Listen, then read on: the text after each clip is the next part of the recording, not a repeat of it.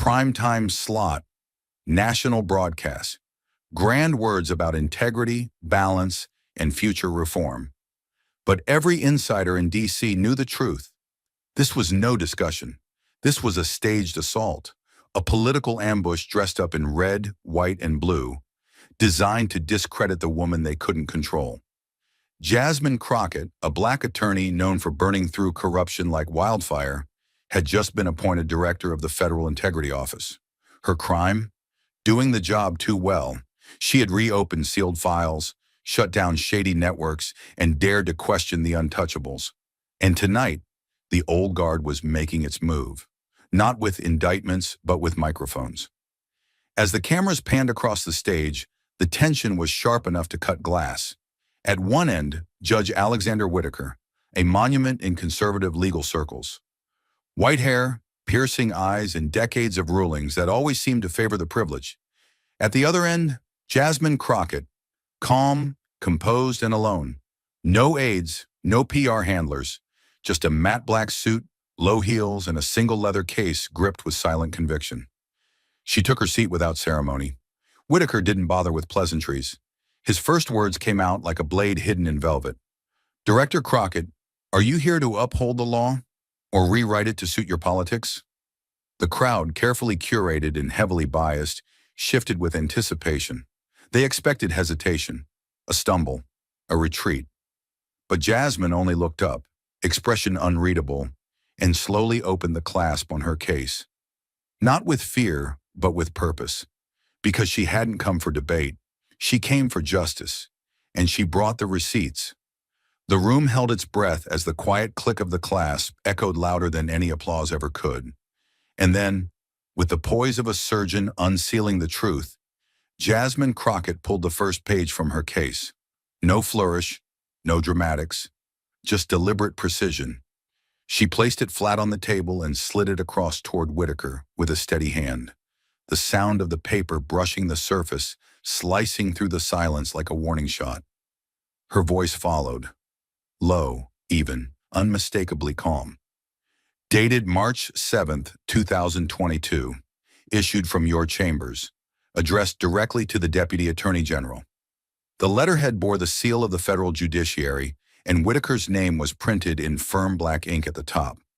Jasmine didn't raise her tone. She didn't have to. The gravity was in the words themselves. She held the letter up slightly for the cameras to see and began reading, her eyes locked on Whitaker. This memo recommends preliminary surveillance of what you called ideologically unstable citizen groups, specifically those displaying signs of political discontent. Her voice remained steady, but every syllable hit like a drumbeat. Not because of illegal activity, not because of credible threats, but because, as you wrote, their online behavior indicates potential for destabilizing influence. A ripple of discomfort swept through the audience. Shoulders tensed, glances exchanged, fingers folded tighter in laps. Jasmine continued, unfazed. You didn't base this on a single warrant, not one indictment. You signed off on federal scrutiny of law-abiding citizens for the crime of having opinions. The camera cut to Whitaker. His jaw was clenched. His hands, once confidently folded, were now locked in a subtle grip beneath the table. But Jasmine wasn't finished. She flipped the page and tapped the second paragraph with a single finger. This is where you went further.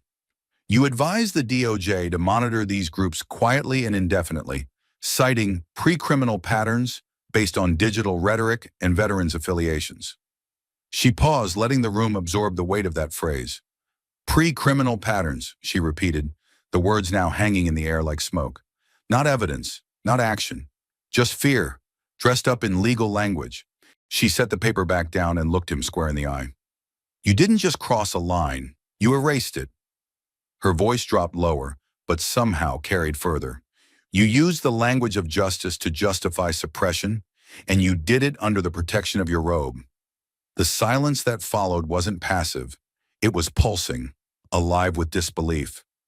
The moderator stared at his notes, unsure where to go next. The audience didn't move. They didn't blink. Because they weren't watching a debate anymore. They were watching a reckoning begin, one document at a time. But that letter was just the beginning. Jasmine hadn't come with one piece of paper. She came with a trail of truth, and now she was ready to show the cracks in the system that Whitaker helped build. She calmly reached into her case again and pulled out another file.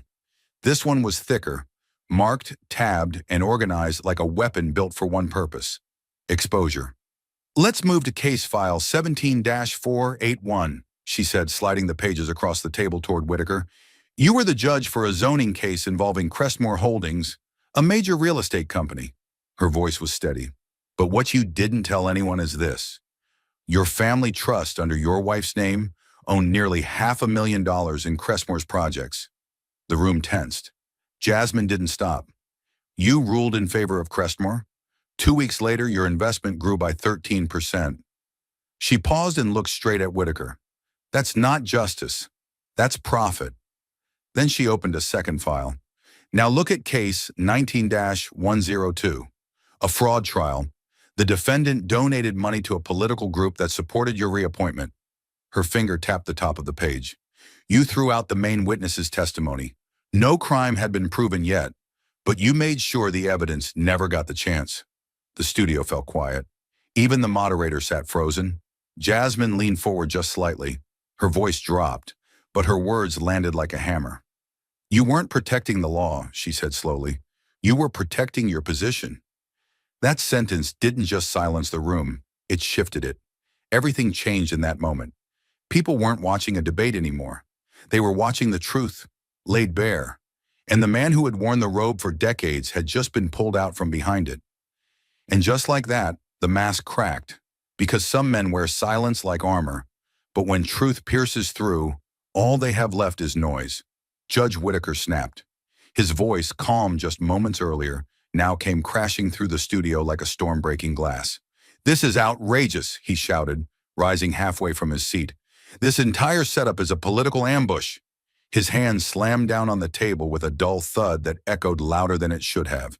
"You're twisting facts, dragging my name through the mud for headlines."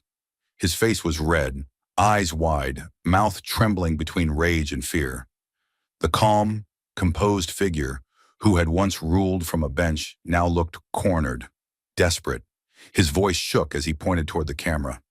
"She's misleading the public. This is defamation." The crowd sat frozen, unsure whether they were watching a debate or a meltdown. The moderator shifted in his seat but said nothing. Through it all, Jasmine didn't move. She didn't flinch, didn't blink. She remained seated, her posture straight, her expression calm, unshaken by the storm unfolding across from her.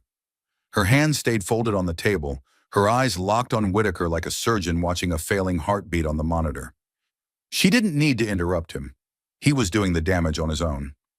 When his shouting finally trailed off into heavy breathing, Jasmine spoke. Her voice didn't rise. It didn't need to. It cut cleaner because it was still. "Yelling won't make what you're saying true," she said calmly. The words hit like a gavel, and this time there was no comeback. Only silence. Heavy, public, final. But Jasmine wasn't finished, because when power starts yelling, the truth doesn't get louder, it just gets clearer. And this time, the truth came with a receipt. She reached into her case again, slower this time, as if to signal that what came next wouldn't be loud. It would be undeniable. She pulled out a single sheet of paper and held it up for the cameras. Unlike the thick court files before, this one was simple. Just a line of numbers, names, dates, but the weight behind it was crushing. "This is a public campaign finance record," she said calmly, "documenting a political contribution made on June 12th, 2023. Her tone never wavered. "The amount, $75,000. The recipient, a political action committee known for lobbying judicial nominations and attacking reform efforts in federal courts." Her gaze locked on Whitaker, her voice steady. "The donation was made under your wife's name, but the address, your residence, your signature on the family trust filed 4 months prior confirms shared authorization." The words landed like stones. No speculation, no theory, just names, dates, and digital trails. This pack had direct influence over court narratives. They backed cases that appeared in your courtroom. They ran media attacks against government watchdogs, including the same office I now lead. She placed the paper gently on the table, the gesture soft, but the message unrelenting. And while you claim neutrality from the bench, your household quietly funded the politics shaping your courtroom. Her eyes narrowed slightly. You didn't just cross a line, Judge Whitaker. You financed the line, erased it, and then ruled over what was left. The audience was silent, not frozen by confusion, but by clarity. This wasn't opinion. This wasn't debate. It was a paper trail, laid bare under studio lights. And Jasmine, still seated, still calm, had just turned the gavel on the man who once held it. But money was just the surface. Because Jasmine wasn't just chasing the smoke. She had found the spark. And this next document was the fire that proved the courtroom had never been neutral. She reached into her case one final time and pulled out a page printed in black and white. An email thread, the text sharp and unmistakable. No speculation, no theory, just direct communication, time-stamped and traceable. Jasmine held it up for a moment, letting the room see the header before speaking. This is an internal email exchange, she began, her voice controlled, every syllable clipped with precision, dated September 2nd, 2023, between Judge Whitaker's senior law clerk and a senior policy strategist from the Liberty Bench Coalition. There were no gasps this time, only a quiet tension, like a room holding its breath under pressure. Jasmine's tone didn't rise. Instead, it grew colder, steadier, like someone reading from a sealed indictment. The subject line reads, Strategic Alignment, Case 22, a revision. And in the body of the email, your clerk discusses recommended language for a verdict, not based on law, but on optics. She flipped the page and tapped a highlighted section. Here it is. Suggests softening the phrasing on liability. Too harsh might trigger backlash. We need a ruling that feels neutral, but lands where we need it. Jasmine looked up directly at Whitaker. Her voice didn't shake. And your office responded in less than 4 minutes. One word. Understood. The word echoed into stillness. You could feel the energy in the studio shift. What had started as murmurs of disbelief was now pure, paralyzing silence. Jasmine slowly placed the page on the desk, her hands steady, deliberate. This wasn't behind closed doors in some private conversation. This was written, documented, and executed by your office in direct coordination with a political group.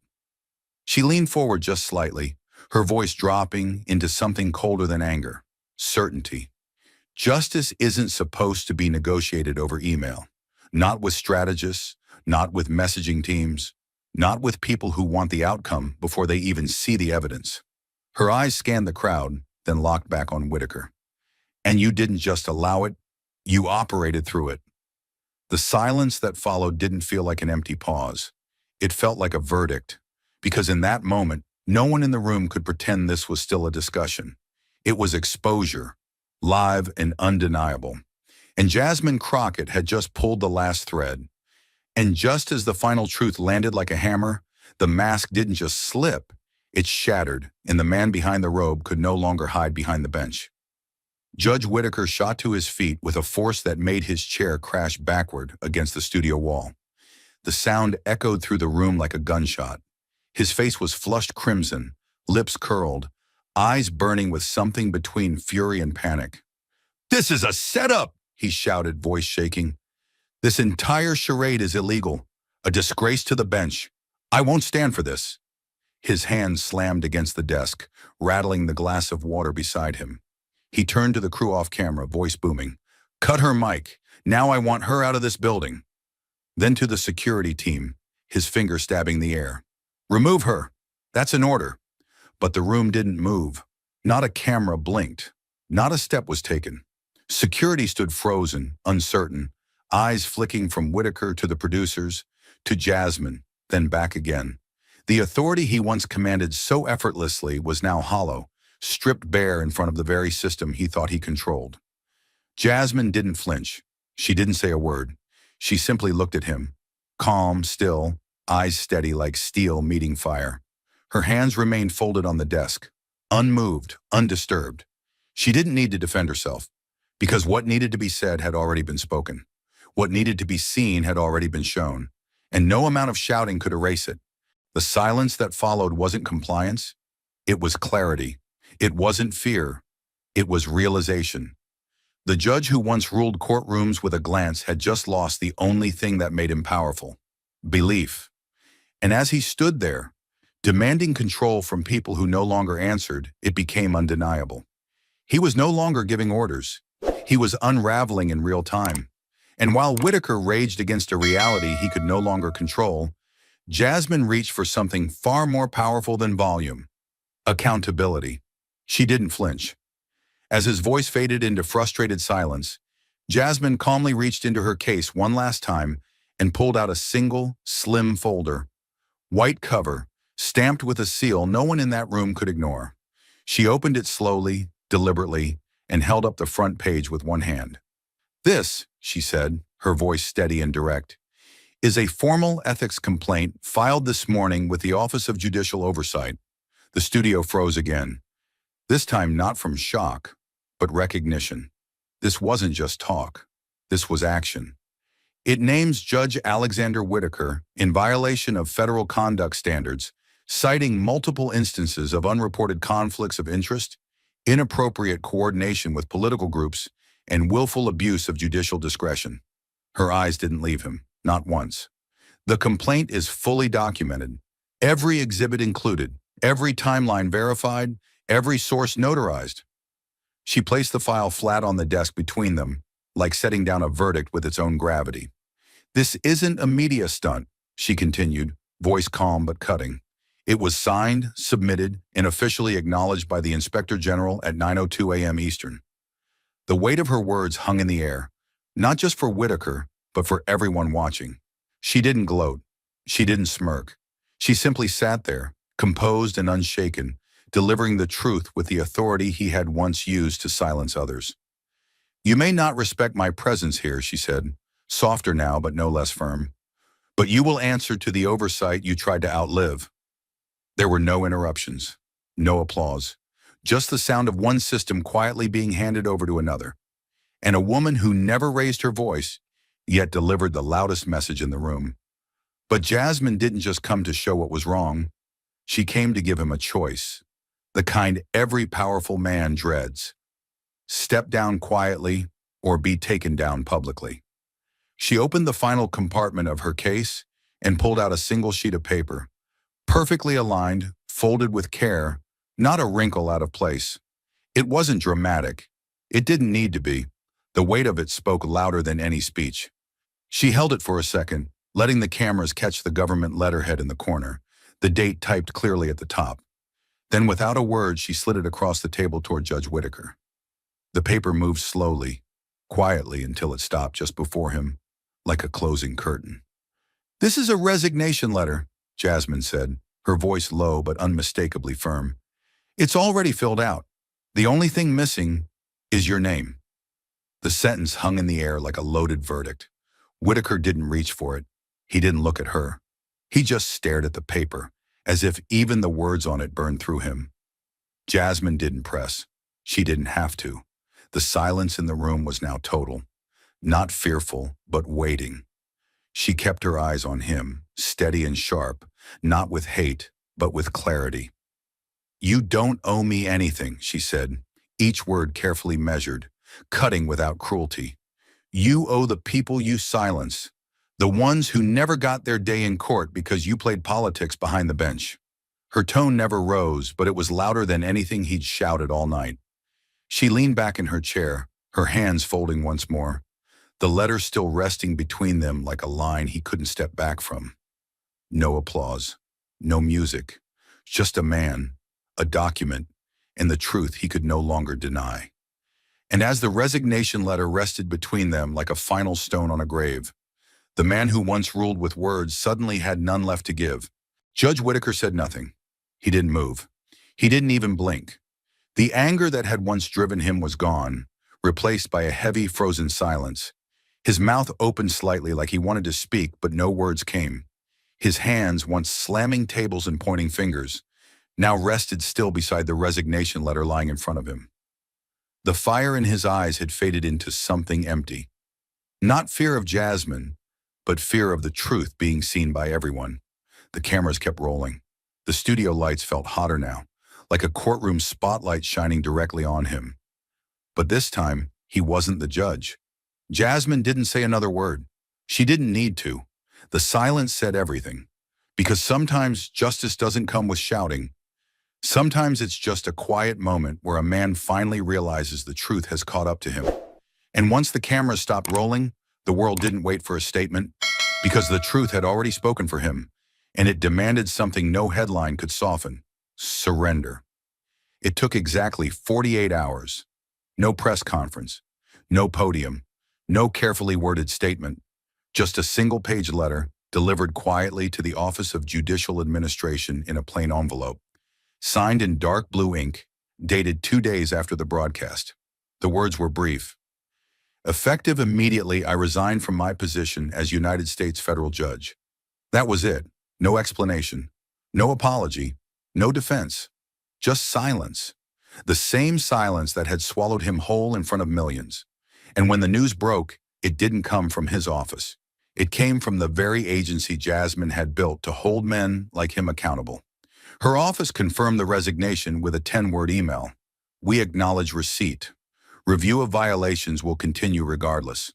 The message was clear. He may have stepped down, but the system wasn't finished with him. Outside the courthouse, there were no reporters waiting to greet him, not because they weren't interested, but because he hadn't shown his face. For 2 straight days, Whitaker disappeared. No interviews, no appearances, just absence. The man who once stood at the center of power, who once dictated rulings with ease and command, was now a name whispered in past tense. And the silence around him was not peace, it was consequence.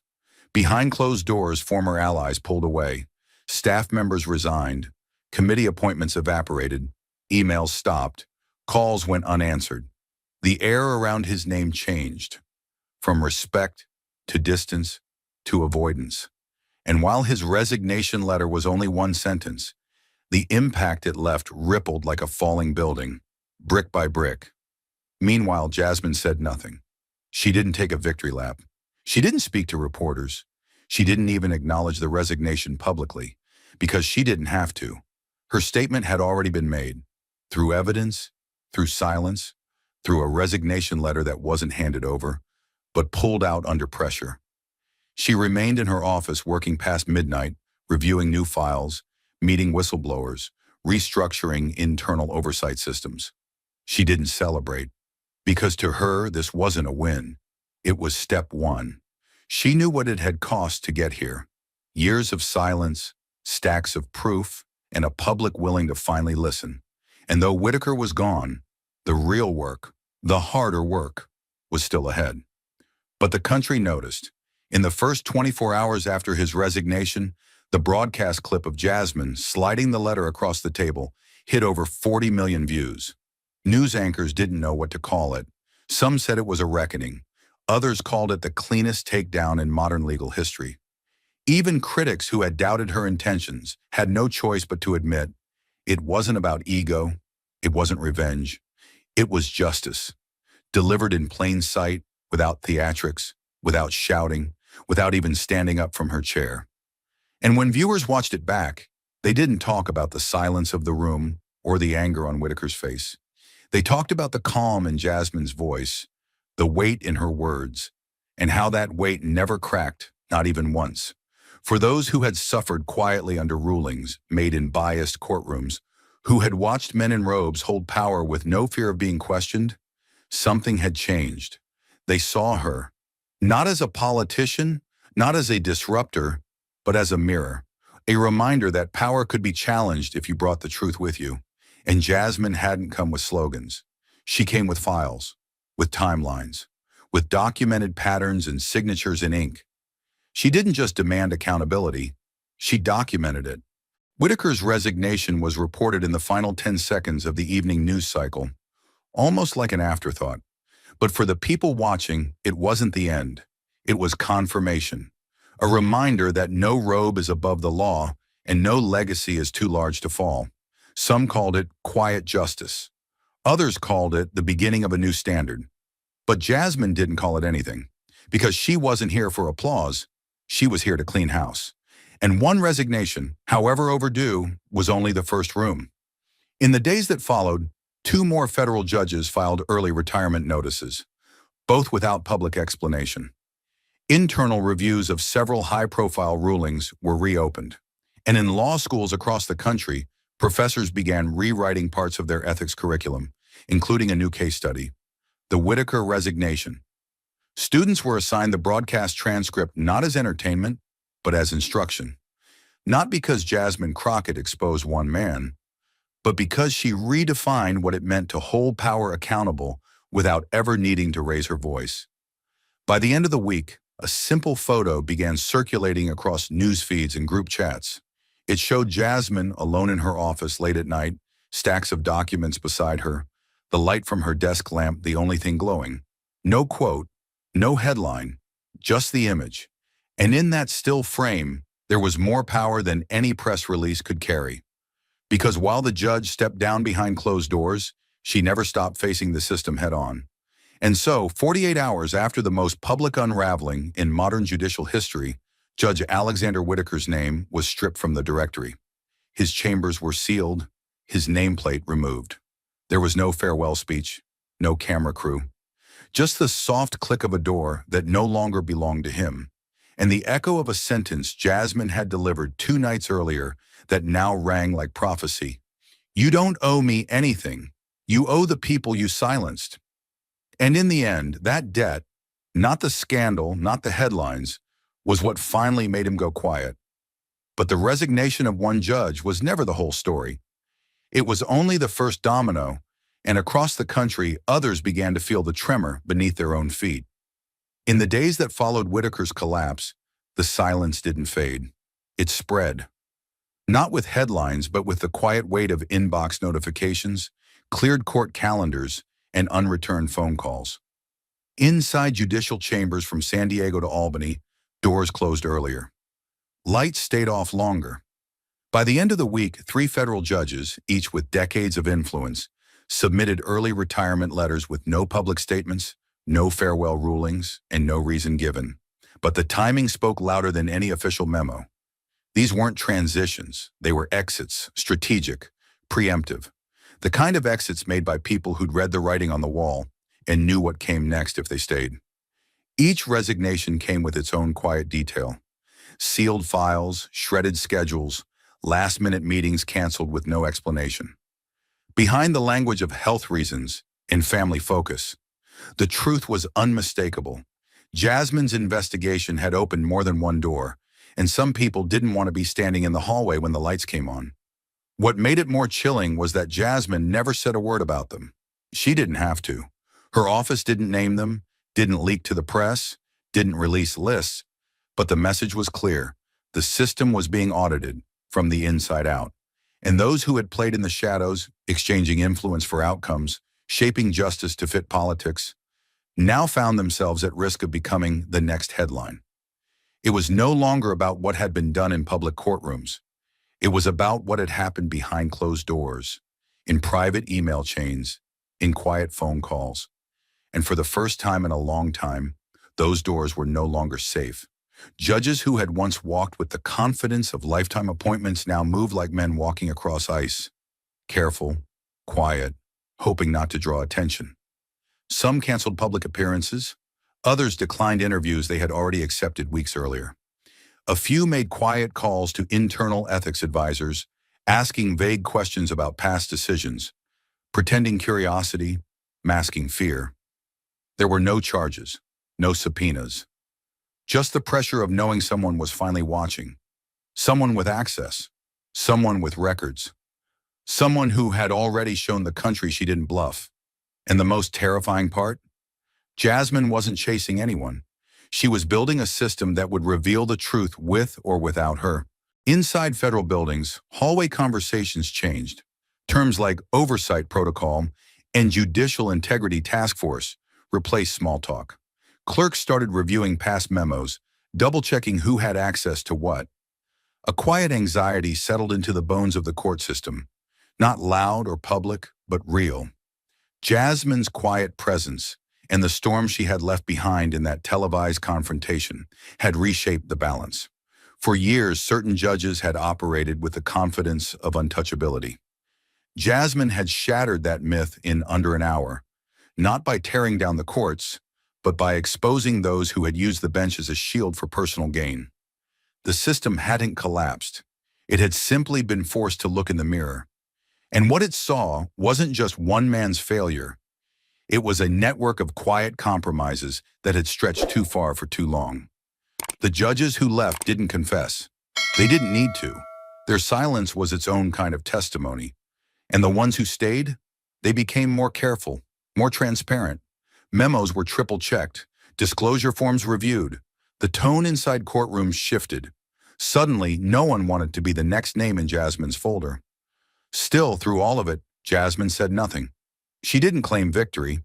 She didn't call for resignations. She didn't have to. The power she wielded wasn't force. It was fact. And facts, once shown, don't unexist. They don't go away. They live in documents, in dates, in signatures, in silence. And Jasmine had mastered all four. For the first time in a generation, the judicial branch wasn't scared of politics. It was scared of the truth. Not because truth shouted, but because it arrived in whispers that couldn't be denied. And so the system shifted, not overnight, not with fanfare, but with quiet exits, with rewritten routines, with judges stepping away not because they had to, but because they knew what would happen if they waited too long. It was the kind of justice that didn't need handcuffs, just light, the kind that didn't need noise, just evidence.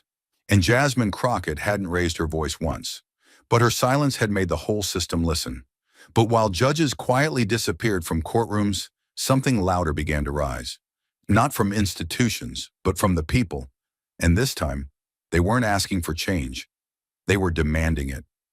It started slowly, almost like an aftershock. A few posts, a few handwritten signs outside local courthouses. Then it spread across cities, suburbs, small towns, and forgotten counties. People began showing up, not to shout, not to riot, but to watch, to read, to ask questions that hadn't been asked out loud in years. Outside a federal courthouse in Denver, citizens gathered with printed transcripts of Jasmine's testimony in their hands, reading them aloud like scripture. In Atlanta, a veterans group taped court decisions to the windows of the judicial building with the words, "Who paid for this?" scrawled in red ink above each one. High school students in St. Louis printed QR codes linking to oversight policies and posted them on government bulletin boards. In Los Angeles, a group of mothers held a silent vigil outside the Ninth Circuit, each holding a placard that read, "I want to trust the Robe again." It wasn't noise. It was something more dangerous. Focus, clarity, a collective refusal to look away. For the first time in decades, the public wasn't just watching the courts. They were questioning them, asking where money flowed, who signed off, why certain cases vanished, and why some judges ruled like they already knew the outcome before hearing a single argument. These weren't fringe conspiracy theories. These were educated, grounded, painfully specific questions. And they were coming from the center of society, from veterans, teachers, nurses, retirees, bus drivers. The everyday citizens who had quietly absorbed the weight of a system they didn't feel part of, now stepping forward, not with anger, but with expectations. Transparency wasn't a slogan anymore. It had become a demand, a standard, a new baseline. And Jasmine Crockett had drawn that line in ink, calmly, unapologetically, and in full view of the nation. In dozens of federal districts, local watchdog groups formed almost overnight. They weren't activists. They were accountants, former jurors, legal interns, and retired court clerks, people who had once served inside the system and now felt compelled to protect it from the inside out. They filed FOIA requests in waves. They attended public hearings that had been empty for years. They tracked campaign donations, documented family connections, cross-referenced judge rulings with political contributions. And what they found didn't always break laws, but it broke trust, patterns, timing, familiar names, and repeat verdicts that, under normal conditions, would have gone unnoticed. But now, under Jasmine's shadow, nothing went unseen. The media tried to catch up. Headlines lagged behind the movement. Editorial boards debated whether the momentum would last, but they were asking the wrong question. This wasn't a trend, it was an awakening. For too long, the courtroom had felt like a place far from reach, where robes shielded men from accountability and rulings felt like hammers, with no one ever seeing the hand that held them. Jasmine had changed that. She made the process visible, and in doing so, made the public realize they weren't spectators. They were stakeholders. And with that shift, something irreversible had happened. People weren't afraid of the system anymore. The system was afraid of them. Yet even as the public rose, Jasmine didn't take center stage. She remained silent, focused, unshaken. While her name trended across every platform, she was back at her desk, working late, updating oversight protocols and pushing internal reform with the same quiet intensity she had brought to that studio confrontation. She didn't organize rallies. She didn't pose for magazine covers. Because this wasn't about her, it was about trust and the decades it would take to rebuild it. What she started wasn't a firestorm, it was a blueprint. And for the first time, the people had the map in their hands. In one powerful moment, a viral video from a courthouse in Columbus, Ohio showed a young girl, no older than 12, walking up to a courthouse bulletin board with her father, taping a single sheet of paper to the wall. It was Jasmine's quote, printed in large black font. "You don't owe me anything. You owe the people you silenced." She stepped back, looked up at the building, and nodded. The clip went viral not because it was loud, but because it was clear. The people didn't want a revolution. They wanted responsibility, and Jasmine had reminded them they had the right to ask for it and the tools to demand it. And so, from coast to coast, transparency became the word on everyone's lips. Not as a buzzword, but as a challenge. To judges, to lawmakers, to the system itself. It was no longer acceptable to say, "Trust us." The people were now saying, "Show us." And from that moment forward, silence in the courtroom no longer meant surrender. It meant scrutiny. It meant eyes wide open. And the system, once used to acting in the dark, now had to learn how to function in the light. Because thanks to Jasmine Crockett, the people weren't just awake. They were watching, and this time, they weren't going anywhere. But while the world erupted with noise, hashtags, headlines, op-eds, and overnight awakenings, Jasmine disappeared from the spotlight, not because she was retreating, but because her real war was never fought in front of cameras. She declined every invitation, morning shows, late-night specials, primetime roundtables, all unanswered. Requests poured in from every network, every outlet, every host begging for 5 minutes, 10, a soundbite, anything. She refused them all. She didn't stand behind podiums or pose beneath banners. There were no interviews, no post-victory statements, no thank you tours, because Jasmine Crockett wasn't interested in becoming a symbol. She wasn't there to be admired. She was there to dismantle something that had been untouchable for too long. And now that the spotlight had turned toward her, she stepped back into the shadows, not to hide, but to work. Inside a nondescript office in D.C., under harsh fluorescent lights and stacks of manila folders, Jasmine began writing what would become the most feared, respected, and quietly historic piece of legislation in a generation. The Judicial Transparency and Accountability Act of 2025. No slogans, no PR campaign. Just one goal: to end the era of unchecked robes. She drafted each clause herself, reviewing hundreds of rulings, tracing donation trails, and stitching together the loopholes that allowed influence to masquerade as justice. It was not exciting work. It was slow, brutal, precise. But Jasmine knew the damage hadn't come from a single man. It had come from a system designed to operate behind curtains. And now she was building a law that would tear those curtains down. The first pillar, a public, searchable database that connected every sitting judge with their financial ties. Not just their own, but those of their spouses, family trusts, private boards, and advisory roles. If a PAC funded a judge's wife's nonprofit, it would show. If a developer poured money into a judge's investment fund, it would be visible. Every connection, every cent, publicly accessible, permanently recorded. The legal world held its breath when the language leaked. Some called it radical, others called it dangerous. but Jasmine called it necessary. If judges want the public's trust, she told her team in a closed-door meeting, they need to stop hiding from it. The second pillar was even sharper, a complete overhaul of the judicial appointment and review process.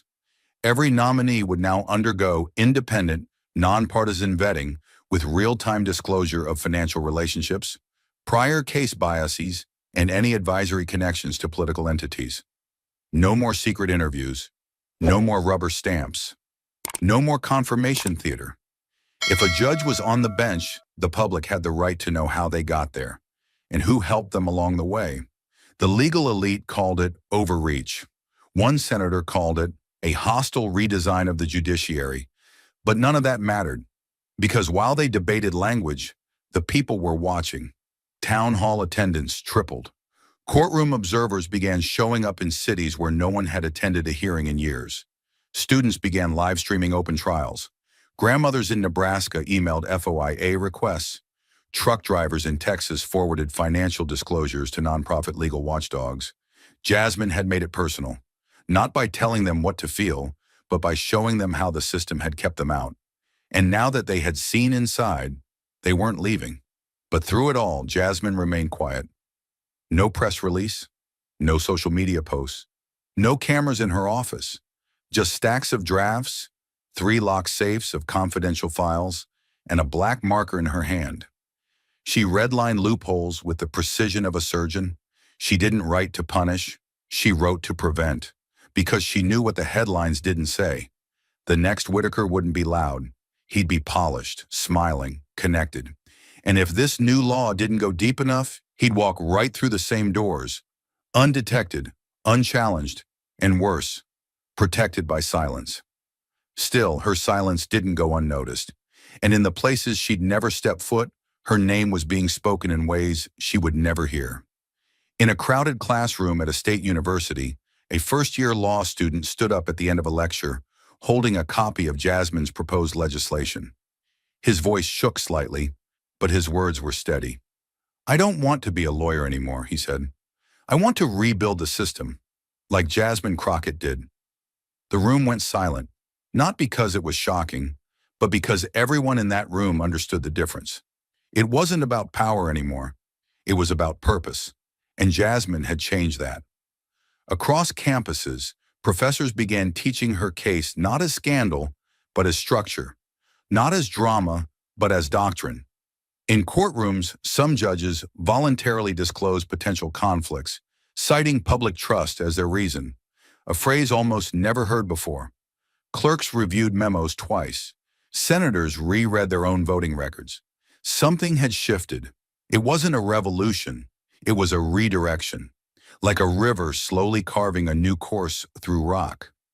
Jasmine hadn't screamed to change the system. She'd built something quieter and much harder to ignore. And still, she didn't say a word, because the work wasn't over. And she had no intention of stopping at one courtroom, one resignation, or one signature. She wasn't there to be remembered. She was there to make sure the system could never forget. The bill passed on a rainy Thursday with no fanfare, no confetti, and no smiling politicians waving pens. There was no signing ceremony, no camera crews waiting outside the Capitol. Just the sound of thunder in the distance and the slow, grinding silence of a government that had finally flinched. The Judicial Transparency and Accountability Act of 2025 didn't pass because lawmakers believed in it. It passed because the people demanded it, and because Jasmine Crockett had made it too dangerous not to. Some senators voted yes because they feared being the next file. Others feared the next headline. A few, the rare few, voted yes because they had seen what Jasmine exposed and could no longer pretend not to. But none of them celebrated. The final vote count came in at 51 to 49. Barely enough, but enough. The gavel dropped. The bill became law, and the system it targeted began to tremble in place. Implementation started slowly, not because the law lacked power, but because those responsible for enforcing it had never worked under real scrutiny. Compliance offices scrambled. Judicial branches across the country opened internal reviews they hadn't touched in decades. Clerks were handed new guidelines. Federal court systems were given less than 120 days to report, verify, and publish the full financial disclosures of every active federal judge, including indirect ties, spouses, dependents, trusts, advisory roles, even alma maters tied to dark money foundations.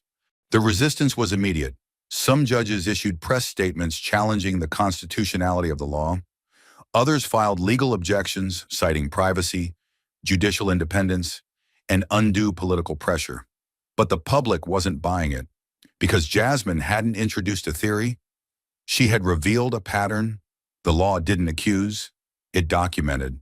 And when the first data dump went live, a searchable database listing every federal judge's known financial affiliations, the weight of the system shifted overnight. Within 48 hours of the database launch, over 3 million queries were submitted. Teachers searched by district, journalists searched by surname, former litigants searched their own case numbers, and for the first time, patterns began to appear in public. Some were small, a series of real estate holdings in districts with zoning battles. Some were glaring. Reappointment votes tied to PACs who'd appeared before the same benches. But all of them had something in common. Before this law, none of it had been traceable. Jasmine watched it all unfold quietly from her office. No press conference, no interviews. She reviewed the query logs, tracked public response, and sent one internal memo to her team with 4 words written at the bottom in pen. Now they can see. But transparency wasn't the finish line. It was the starting gun. Jasmine knew that publishing data wouldn't be enough. The system didn't just need to be seen, it needed to be corrected. So she moved to phase 2, overhauling the appointment and review process. Previously, federal judges had been appointed through a system that relied heavily on political sponsorship, closed-door vetting, and confirmation rituals designed more for television than accountability. Under the new law, every nominee would be required to disclose not just standard background material, but a full digital profile of personal financial records, donation history, ideological affiliations, and previous rulings, all reviewed by a newly established independent judicial ethics panel, appointed by a bipartisan oversight board. Nominees who failed to disclose relevant ties would be automatically withdrawn. Nominees who passed the panel would then be subjected to a live public hearing where citizens could submit questions in real time. Critics called it excessive. Jasmine called it overdue. Judges hold lives in their hands, she said in a closed-door session with Senate staffers.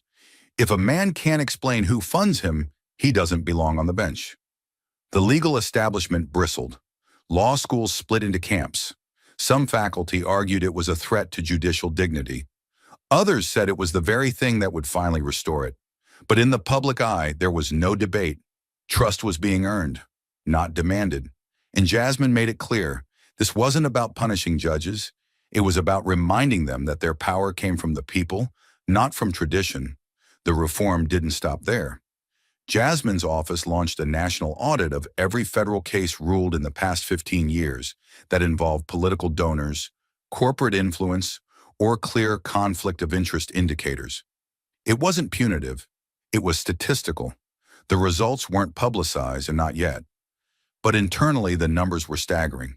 And they made one thing obvious. The system had never been neutral. It had just been too complicated for the public to prove. Until now.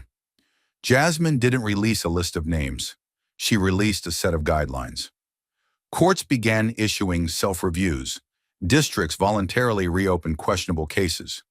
Clerks who had once stayed silent submitted anonymous statements. The Federal Judicial Center, long viewed as ceremonial, now published monthly transparency scores by region. Judges who had once been praised for efficiency were now being evaluated for impartiality. And the phrase appearance of bias was no longer a legal footnote. It was a reason for recusal. Outside the courts, the ripple continued. Legal tech startups launched platforms that simplified Jasmine's database into user-friendly tools. Investigative journalists built heat maps of influence networks. Law students formed oversight clinics where they combed through past rulings to spot red flags. Citizens requested oversight reports by ZIP code. Even defense attorneys in small rural counties began citing Crockett reforms in motions to challenge questionable bench decisions. But perhaps the most powerful change came from within. Not every judge fought back. Some embraced it. A few even called Jasmine's office to thank her. "We knew this was coming," one retired circuit judge said quietly, "and we knew it had to be someone who didn't know the system anything." Those words circulated quietly in legal circles. Because Jasmine hadn't come from the old guard. She wasn't polished in the ways they were. She didn't host fundraisers or attend legal galas. She showed up with files. She asked questions no one wanted to answer, and she waited silently until the answers had nowhere left to hide. And so, month by month, line by line, courtroom by courtroom, the system started to reshape itself. Not from fear, but from friction. Jasmine never declared war on the judiciary. She just refused to accept its immunity. She never burned it down. She just made sure every light stayed on. And in doing so, she didn't break trust. She broke the illusion that it had ever been earned without work. The phrase judicial reform used to mean little more than campaign promises and talking points. Now it had a face, a file, a structure. A woman who never asked for the microphone and never needed it. She didn't run for office. She didn't shout in hearings. She didn't trade truth for airtime. Jasmine Crockett simply walked into the one room the system thought it controlled and changed the rules without ever raising her voice. And as the system began adjusting to her presence, as courthouses rewrote protocols, as clerks double-checked procedures, as the public demanded more access, one fact became harder to ignore. The future of justice wasn't louder, it was clearer. And Jasmine Crockett had drawn the blueprint. It wasn't supposed to last. That's what the old guard whispered behind closed doors. They said the wave would fade, that people would lose interest, that transparency was just another trend. But months passed, then a year, and still no one stopped watching. What Jasmine Crockett had sparked wasn't a moment, it was a momentum. And by the time the system realized it wasn't slowing down, it had already been rebuilt around her blueprint. Jasmine didn't ride the wave. She didn't bask in headlines or step into the spotlight others tried to cast on her. In fact, when she was nominated for one of the country's highest civilian honors, she declined, not with arrogance, but with purpose. "I didn't come here to be honored," she told her chief of staff behind closed doors. "I came here to do my job, and the job's not finished." That sentence echoed across the walls of her agency and into institutions that had never heard leadership spoken with so little ego. No ceremony, no spotlight, just work. The same kind that toppled the judge on live television and exposed decades of rot. And now that work was reshaping everything. Not loudly, but permanently. The first proof came in the form of silence, the kind that follows real change. There were no more courtroom bribes whispered through clerks. No more sealed settlements pushed through late on Fridays. Judges who once ruled unchecked were now operating under daily scrutiny, not from their superiors, but from the public. Jasmine's judicial transparency portal, once mocked as bureaucratic overreach, had become a daily tool for attorneys, journalists, students, and citizens alike. The site saw over 25 million unique searches in its first year. Not a single data breach, not a single retraction.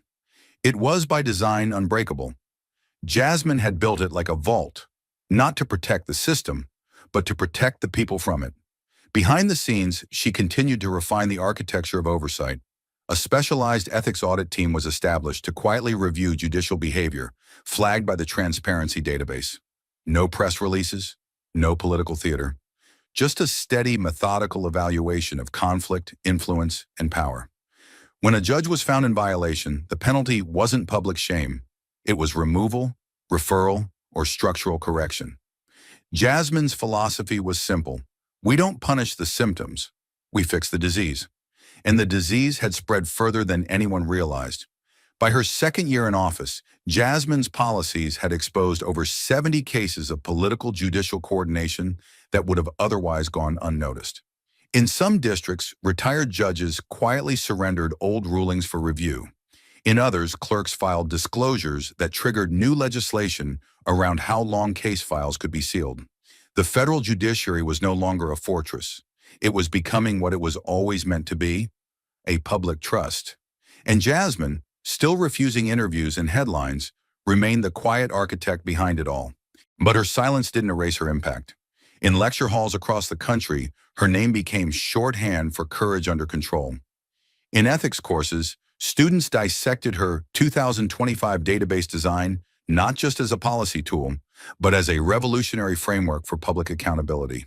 Some law schools updated their syllabi with entire modules titled The Crockett Doctrine. Others required students to write case studies comparing pre- and post-reform judicial rulings.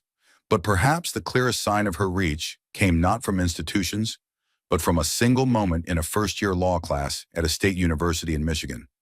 The professor had just wrapped a lecture on legal history, comparing various judicial oversight movements across the past 50 years. Then, without prompting, a student stood up. She held a printed copy of Jasmine's full legislative draft, the spine marked with sticky notes, the margins filled with handwritten notes. Her voice was steady, but her hands trembled slightly as she spoke. "I used to want to be a lawyer," she said. "Now I want to rebuild the system, like Jasmine Crockett did." The room went still. No laughter, no applause, just quiet understanding. Because everyone in that room knew what she meant. Jasmine had shifted the goal. It wasn't about climbing the ladder anymore. It was about fixing the foundation. And for the first time in a generation, students didn't just want power, they wanted purpose. They wanted clarity, and they wanted to build systems that couldn't be corrupted, bent, or bought. Jasmine had shown them how, not by leading marches or shouting from rooftops, but by doing the one thing the system never expected, documenting the truth and refusing to back down. Her influence wasn't limited to classrooms. In federal buildings, her protocols had become the new normal. Newly appointed judges were now required to sign digital conflict disclosures before their confirmation hearings. Courthouses installed public monitors that allowed anyone to search case data in real time. Public interest groups were granted secure channels to anonymously report judicial misconduct. And unlike before, those reports now triggered real investigations. Jasmine had created mechanisms that didn't rely on public outrage to function. They ran on verification, code, and access, and they were now woven into the system itself. Even those who once resisted her reforms had begun adapting. A senior judge who had once called her proposals hostile nonsense was later recorded in a private seminar advising junior colleagues to follow the Crockett model. It's the new gold standard. That phrase unintentionally stuck. The Crockett standard. It was a way of working, a way of thinking, a set of rules that didn't just stop bad actors. It prevented them from ever taking root. And while Jasmine never claimed the title, the system began shaping itself around the idea that justice wasn't just a result. It was a process that had to be protected at every step. Meanwhile, Jasmine remained where she had always been, at her desk, reviewing files, refining systems, ignoring the noise. She never commented on those who quit, never gloated over those who fell. Her focus was forward, because she knew the system didn't just need fixing, it needed fortifying. The kind of long-term change that outlasts headlines and headlines. The kind built on structure, not speeches, on paper, not applause. And every day she worked in silence, her impact grew louder. Her story began as a confrontation, but her legacy became something deeper. A reminder that justice doesn't roar, it doesn't strut, it doesn't break into rooms with fanfare. It walks in quietly with records in hand and makes the room account for itself. And Jasmine Crockett had made the room listen. Not once, not loudly, but permanently. But when the dust finally settled, when the files were sealed, the headlines faded, and the system began to breathe differently, what remained wasn't just law or policy, but something harder to name, the human lesson behind the reckoning.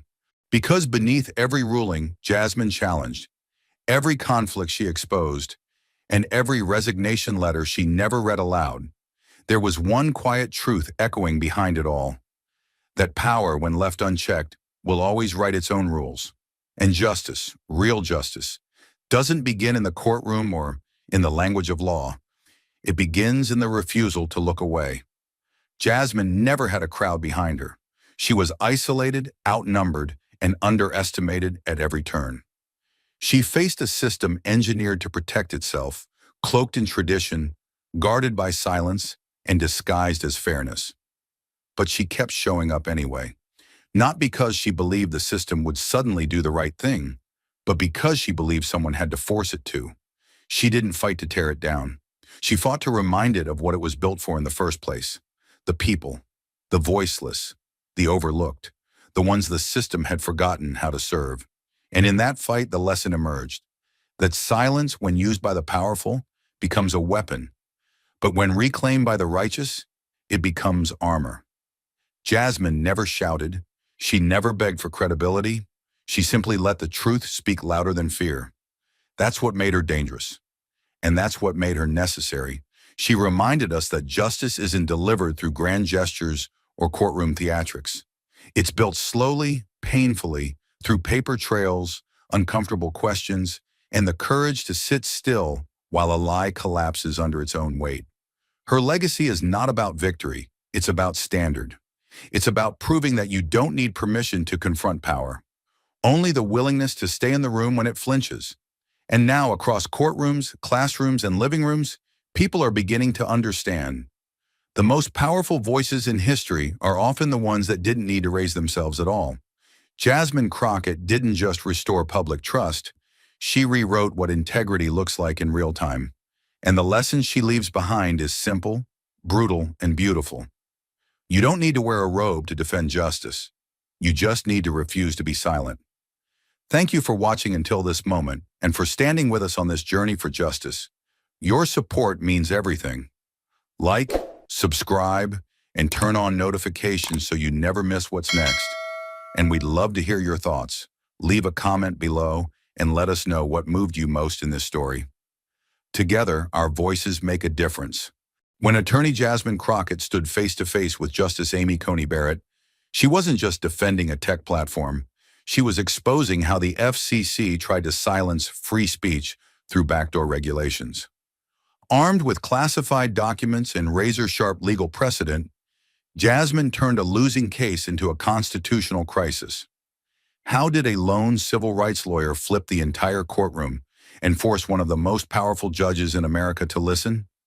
Stay with us. This is a story worth every second of your time. The courtroom was already vibrating with tension before a single word was spoken. Cameras flashed through the high windows. News anchors whispered hurriedly into their earpieces, and federal agents stood posted along the marble walls like statues of judgment. The case was officially titled Federal Communications Commission v. VerityNet, Inc.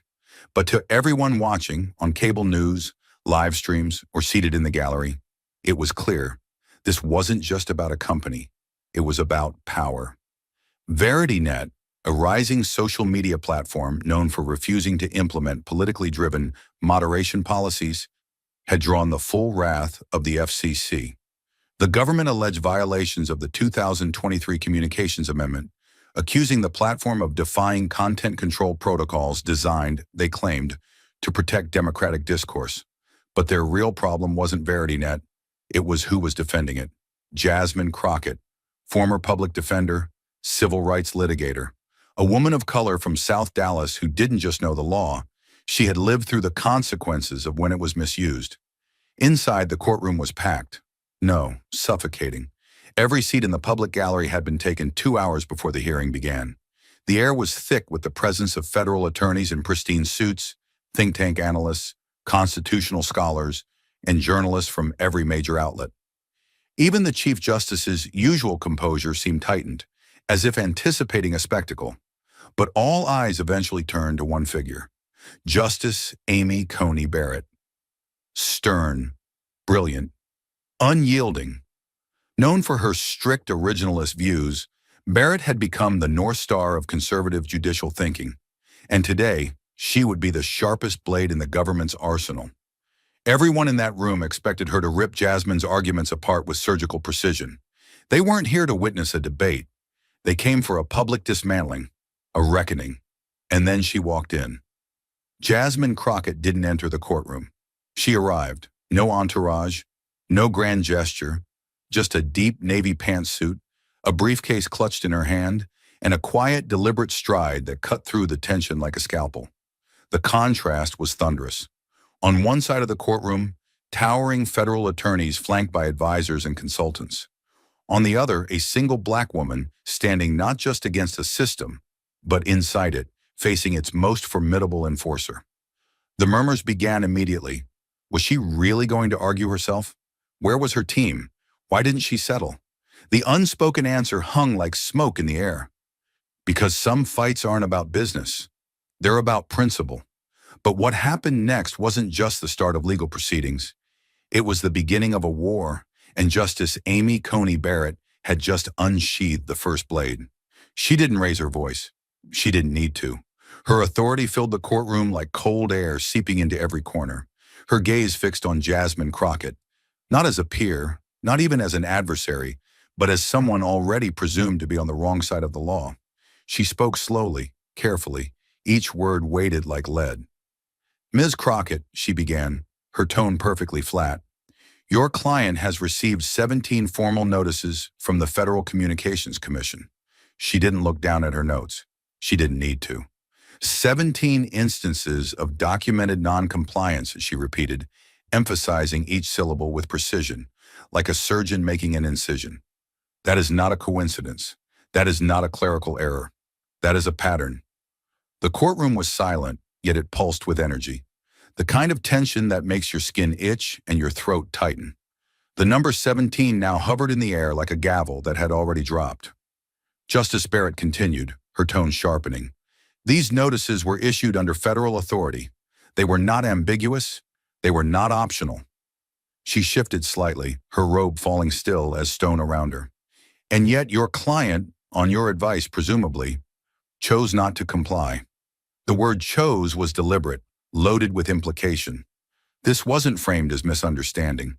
This was defiance.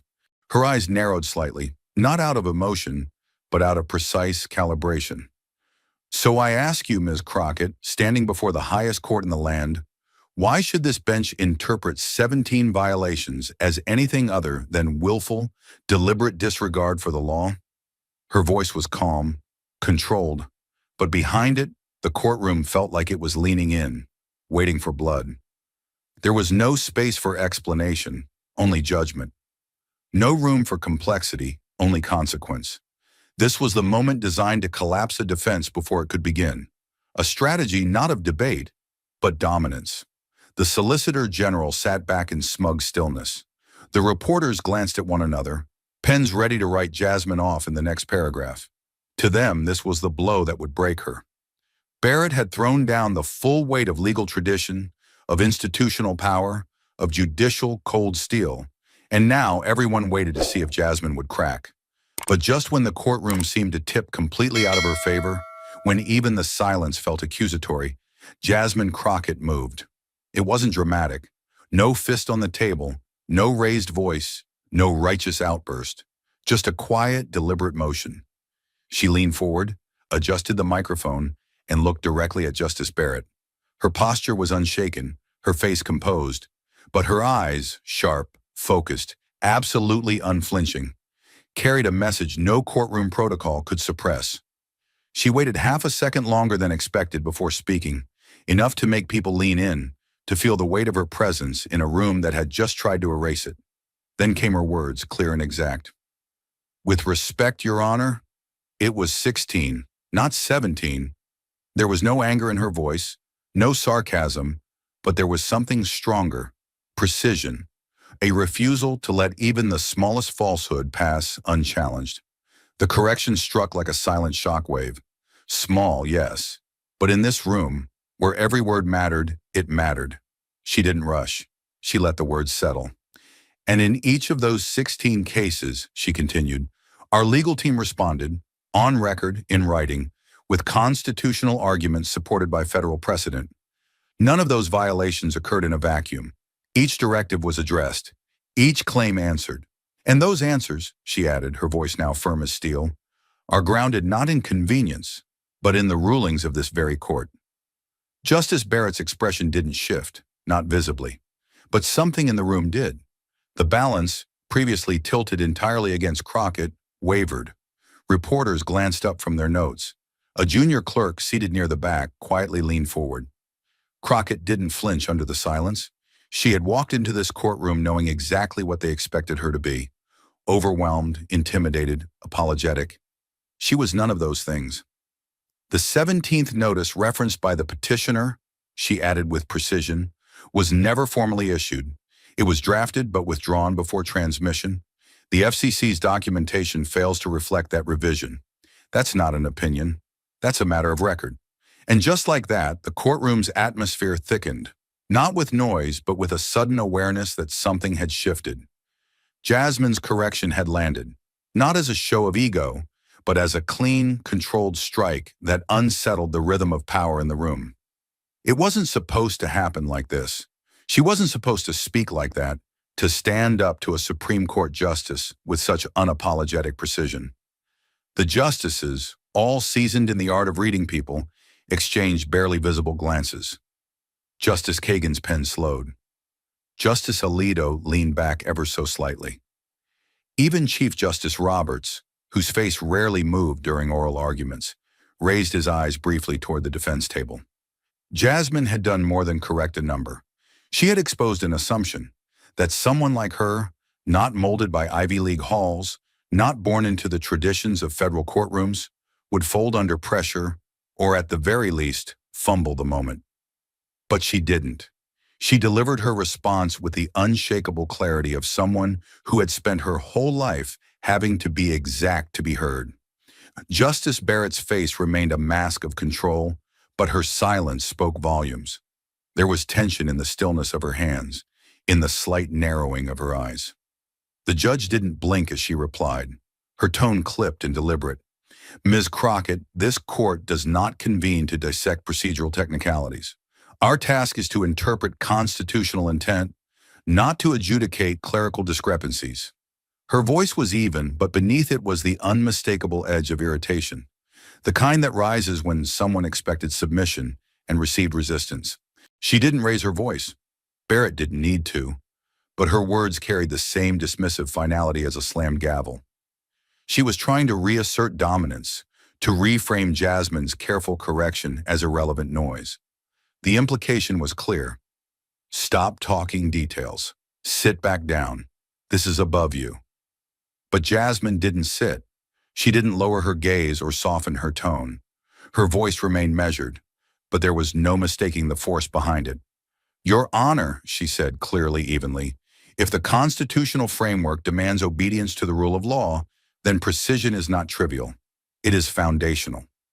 Her tone didn't spike in volume, but each word hit with the deliberate rhythm of someone who had rehearsed for this moment not in mock trials, but in real-life battles against power. And respectfully, she continued, her eyes fixed firmly on Barrett's, when a government directive contradicts constitutional limits, refusing to follow it is not a violation of the law. She paused just long enough to let the weight of what came next settle in the room. It is compliance with the Constitution. The impact was immediate, not explosive, but deep, like a fault line quietly shifting beneath stone. There were no gasps, no outbursts. Just silence. Dense, unavoidable.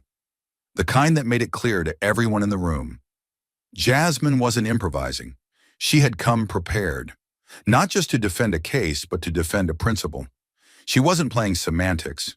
She was calling out something much more dangerous, a legal system that had grown too comfortable with obedience at the expense of accountability.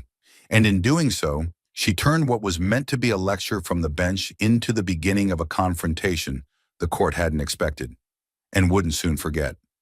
And just when it seemed Jasmine had reached the peak of her defense, just when the courtroom had begun adjusting to the idea that this woman could hold her own in front of the highest bench in the country, she moved with quiet intent that changed the entire course of the proceeding, not with raised volume or courtroom theatrics, not with indignation or emotion, but with something far more lethal in the world of law: documented proof.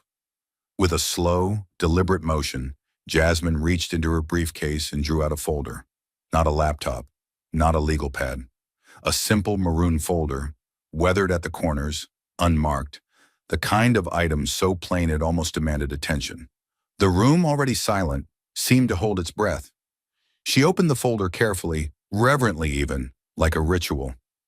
Inside were several bundles of neatly printed documents, clipped and tagged, each one a piece of something far larger. She didn't flourish them.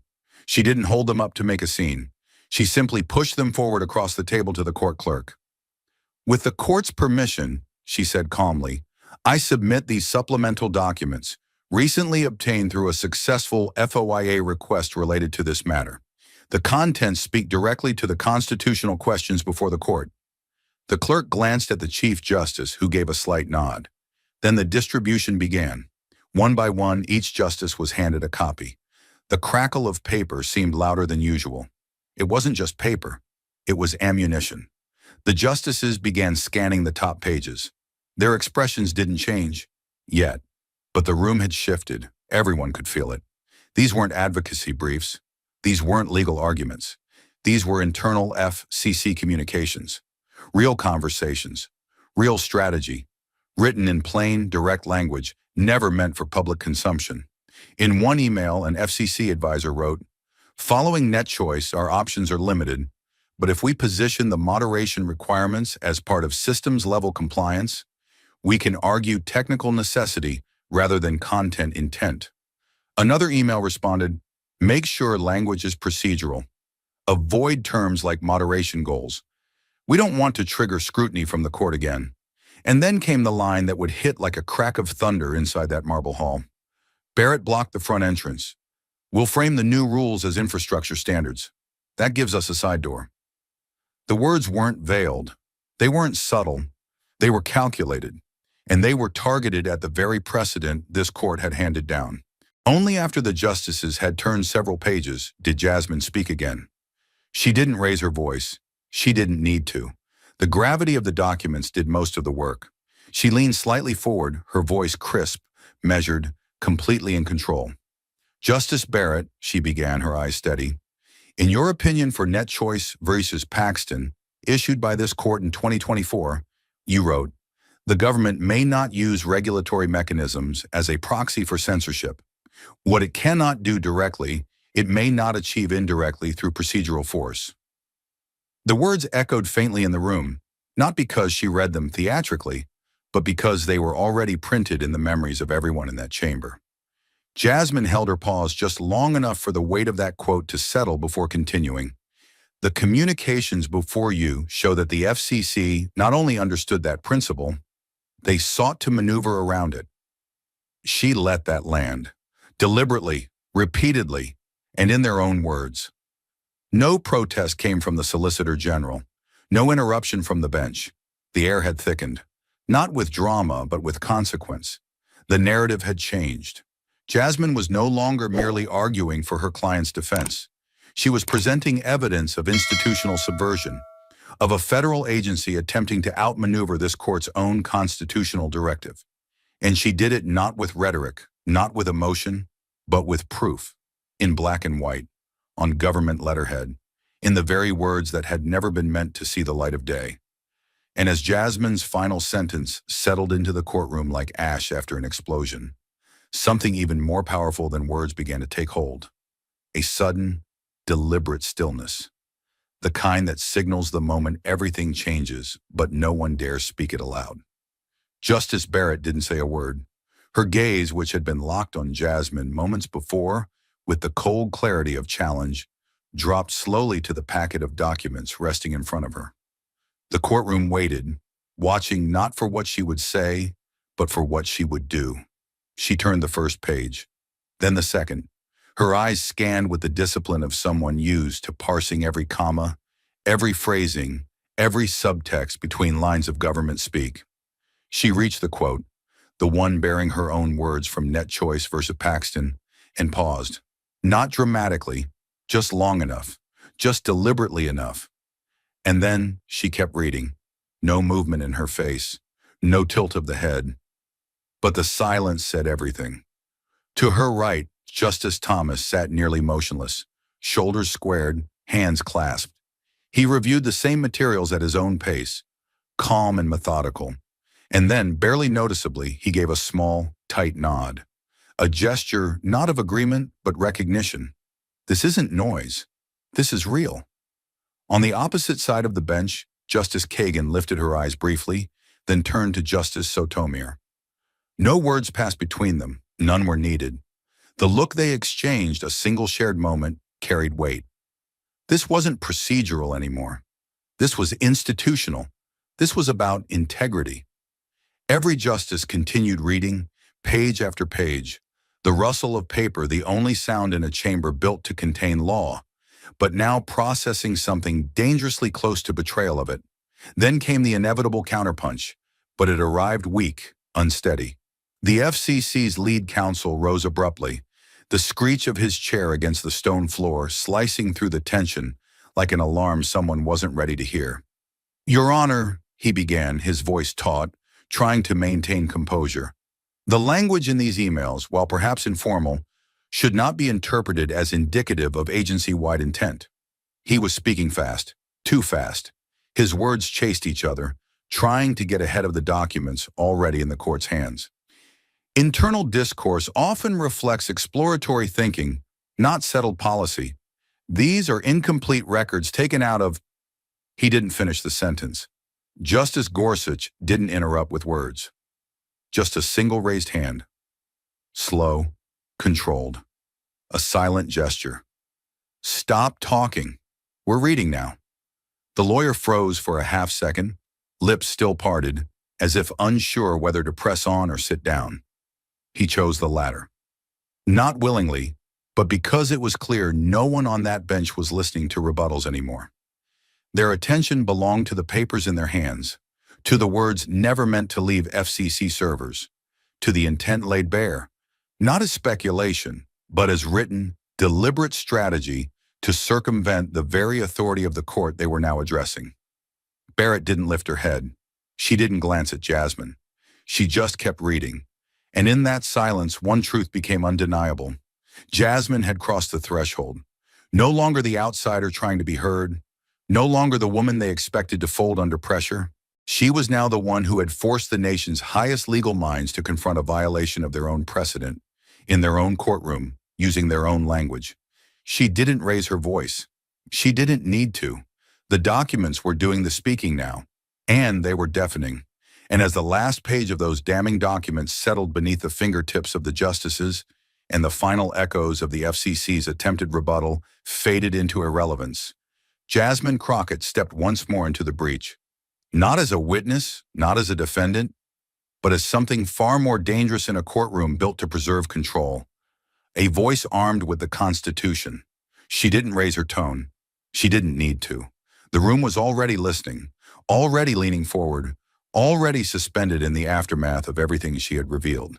What came next wasn't drama, it was doctrine. "Your Honors," she began, her voice steady, rich, and unmistakably grounded. "What we are confronting here today is not just a regulatory dispute.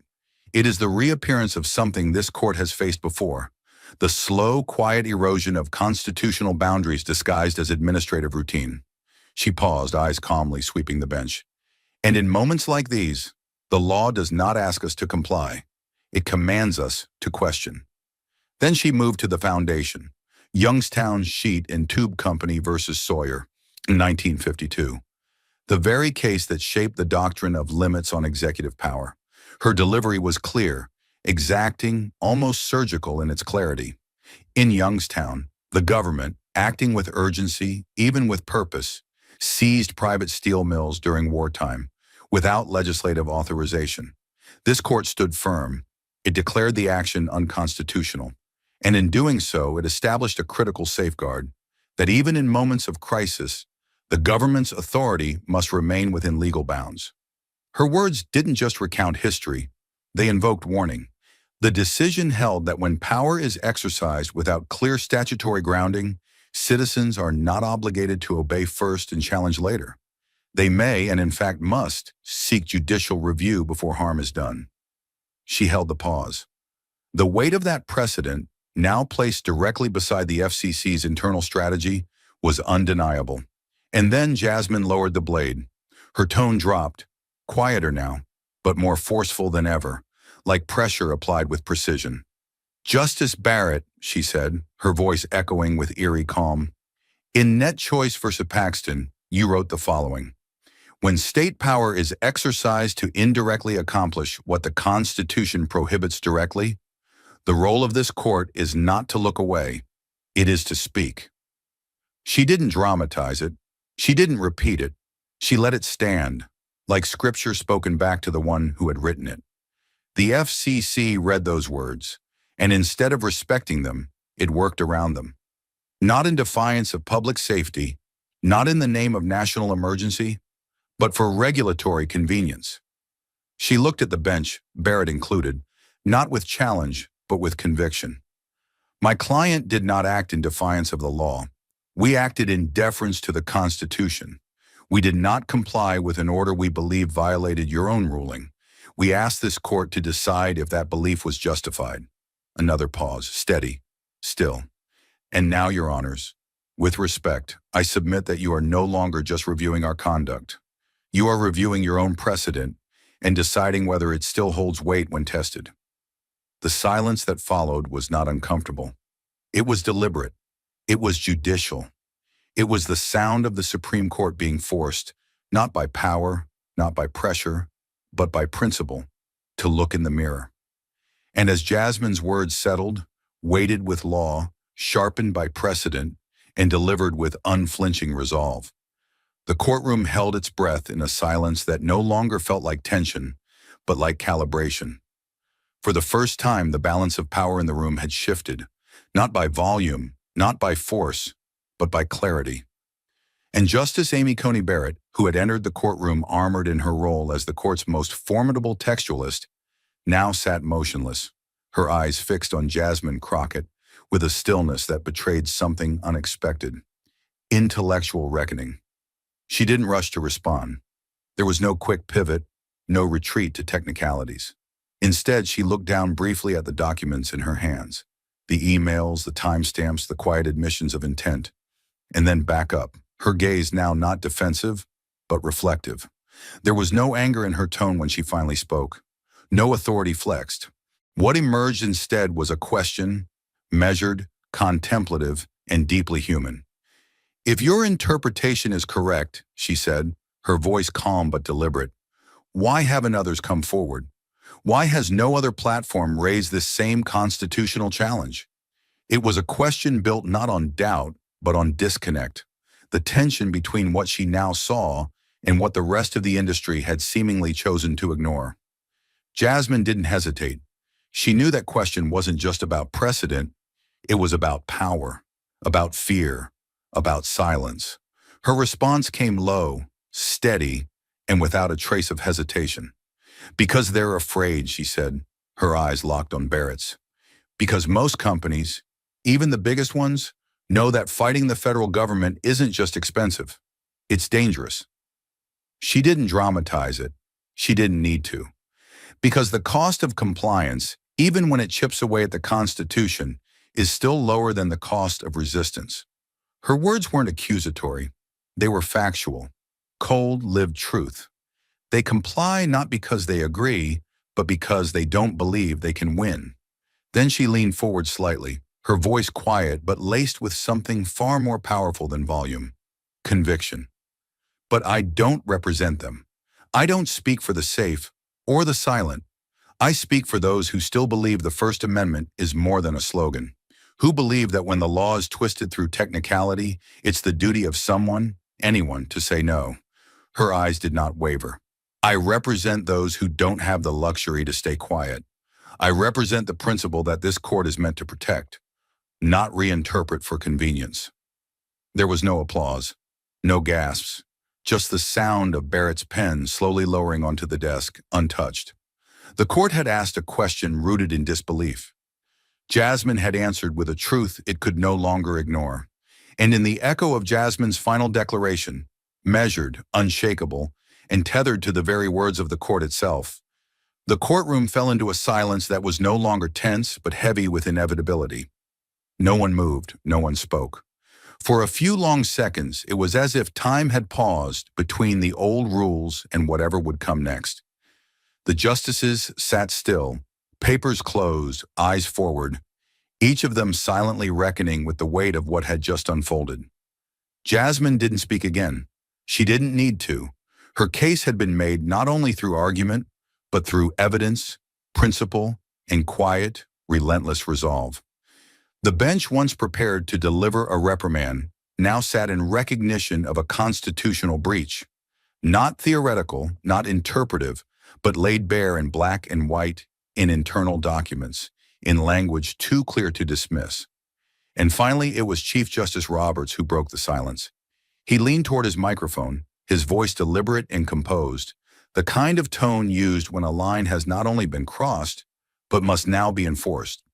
Given the nature of the supplemental materials presented, he began, and the potential for serious constitutional conflict, this court hereby issues an immediate administrative stay on all current and pending FCC directives related to content compliance enforcement. He looked up for a moment, not at Jasmine, not at the gallery, but across the bench, to the other justices who gave no objection. The order was done, just like that. One sentence, one decision, and everything changed. The mandates that had loomed over countless platforms, the same ones Jasmine's client had stood alone in defying, were now frozen by the highest court in the country. Not overturned, not dismissed. Suspended. Because someone had dared to challenge them. Out loud, in the right room, with the truth. Justice Barrett didn't speak next, but her movement was more telling than any words. She closed the binder in front of her gently, set her pen down beside it, and turned to her law clerks seated just behind her. In a voice not meant for public record, but heard clearly enough by those nearby, she gave a simple instruction. Begin an internal inquiry. 2 years of FCC communications. Full scope. She didn't look at Jasmine as she said it, nor did she need to. The instruction wasn't vindictive. It wasn't personal. It was judicial. The moment wasn't about punishment. It was about restoration, about integrity reclaiming its ground after nearly losing it to quiet overreach. The courtroom remained still. The FCC's counsel sat rigid, lips pressed together, no longer defending, just enduring. On the other side, Jasmine remained seated, hands folded, posture composed. She didn't smile. She didn't look victorious. Because this wasn't a victory, it was a correction. A restoration of principle in a space that had nearly let it slide. And though no one clapped, no one cheered, the energy in the room made it clear. The court had not only listened to her, it had moved because of her. In that chamber of law and power, Jasmine Crockett had spoken the truth, and the truth had held. And as the justices rose from their seats and the session formally adjourned, the sound of their footsteps on the marble echoed like the final beat of a war drum, measured, weighty, and irreversible. The courtroom emptied slowly, not with the usual routine of post-hearing chatter, but with the eerie hush of people trying to absorb what they had just witnessed. Outside those doors, however, the silence did not follow. It detonated. Within minutes of the Supreme Court issuing its administrative stay, the news broke like a seismic rupture across every major outlet in the country. Headlines lit up the digital skyline. FCC orders halted by SCOTUS in stunning reversal. Justice Barrett cites internal review amid regulatory fallout. Jasmine Crockett delivers landmark defense of free speech. On cable news, anchors barely kept pace with teleprompters as they scrambled to catch the magnitude of the story. Network commentators shifted from skepticism to shock, their voices tinged with urgency, trying to explain how a case that had begun as a regulatory enforcement hearing had turned into a national constitutional turning point. Court sketch artists' renderings of Jasmine seated alone, folder closed, expression unreadable, spread like wildfire across social media, captioned with words like resolve, truth, and not backing down. But the real storm erupted online. The hashtags exploded within hours. Asha Crockett TV's power trended first. Then came Charner Barrett listens, Nars FCC exposed, and Stand Your Ground. On X, formerly Twitter, the moment was dissected frame by frame. Clips of Jasmine quoting Youngstown versus Sawyer, screenshots of FCC emails calling Barrett's opinion an obstacle to be navigated, and the phrase, "We'll build a side door," all went viral. A short 17-second edit of Jasmine delivering her final statement, "I don't represent silence. I represent freedom, was retweeted over 1 million times in 24 hours. Memes surged, not mocking but revering. A side-by-side of Justice Barrett's net choice quote and Jasmine's live courtroom response was shared with the caption, "The law spoke." She answered. What followed wasn't just cultural, it was corporate. By the next morning, multiple technology companies began quietly reviewing their compliance policies. Internal legal teams at some of the largest platforms, names that had until now bowed quietly to FCC pressure, were suddenly reopening files, rereading memos, reanalyzing risk. One by one, questions emerged inside boardrooms. What did we accept without challenge? What did we change out of fear? Publicly, no CEOs made immediate statements, but the shift was unmistakable. Whispered through channels, leaked through anonymous sources, came the same revelation. Jasmine had exposed not just a legal breach, but a culture of silence. Then came the statements, brief at first, then bolder. A senior counsel at one major platform posted a thread. We didn't fight the directives because we didn't think we could. What Crockett did wasn't just legal strategy, it was courage, and it's making us re-examine our own. That thread was shared by engineers, product designers, civil liberties attorneys, and even current FCC staffers. One reply read, "She fought with less than we had and stood taller than we dared." What followed was a wave. Within 72 hours, 3 mid-sized tech firms issued press releases confirming they were initiating independent reviews of past FCC directives. 2 of them had already begun formal inquiries into whether their content moderation decisions, made under pressure, had infringed on First Amendment principles. A 4th company, long praised for its compliance, suddenly released a carefully worded statement expressing deep concern over what had been revealed in court. More followed. Legal podcasts erupted with special episodes dissecting the case. Law professors canceled scheduled lectures to hold live forums. Harvard Law Review fast-tracked a symposium issue titled Proxy Censorship and the Limits of Federal Authority, the Crockett Pivot. But amid the flood of analysis and headlines, one fact remained unshakably clear. Jasmine Crockett had forced a reckoning. She had walked into the courtroom as a lone voice against a powerful agency. She had been underestimated, dismissed even, and yet, with nothing more than a folder, a precedent, and a spine forged from years of fighting for people no one else defended, she had turned the tide. The hearing hadn't been about her. It had been about the quiet machinery of compliance that governs even the boldest platforms, and how that machinery collapses when one person has the knowledge and the nerve to say, "This is not the law. This is coercion dressed in policy." As the media turned its lens on her, Jasmine refused interviews. No press conferences, no cable appearances. When asked by a journalist leaving the courthouse if she planned to capitalize on the moment, she responded simply, "I came to defend a principle." That hasn't changed just because people are finally paying attention.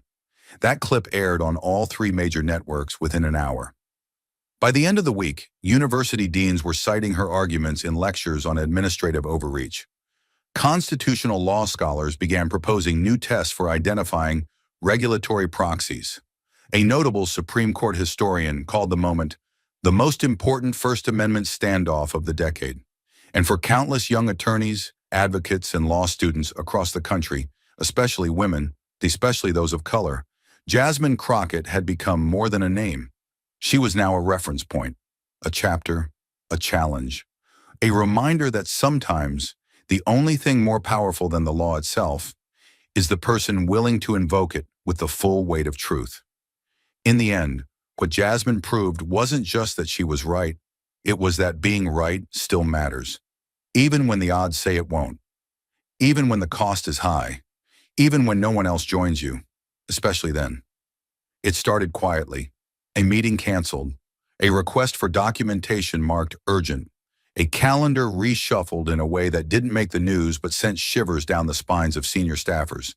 The FCC's internal email servers, long a closed loop of bureaucratic jargon and procedural language, suddenly became the most scrutinized system in Washington.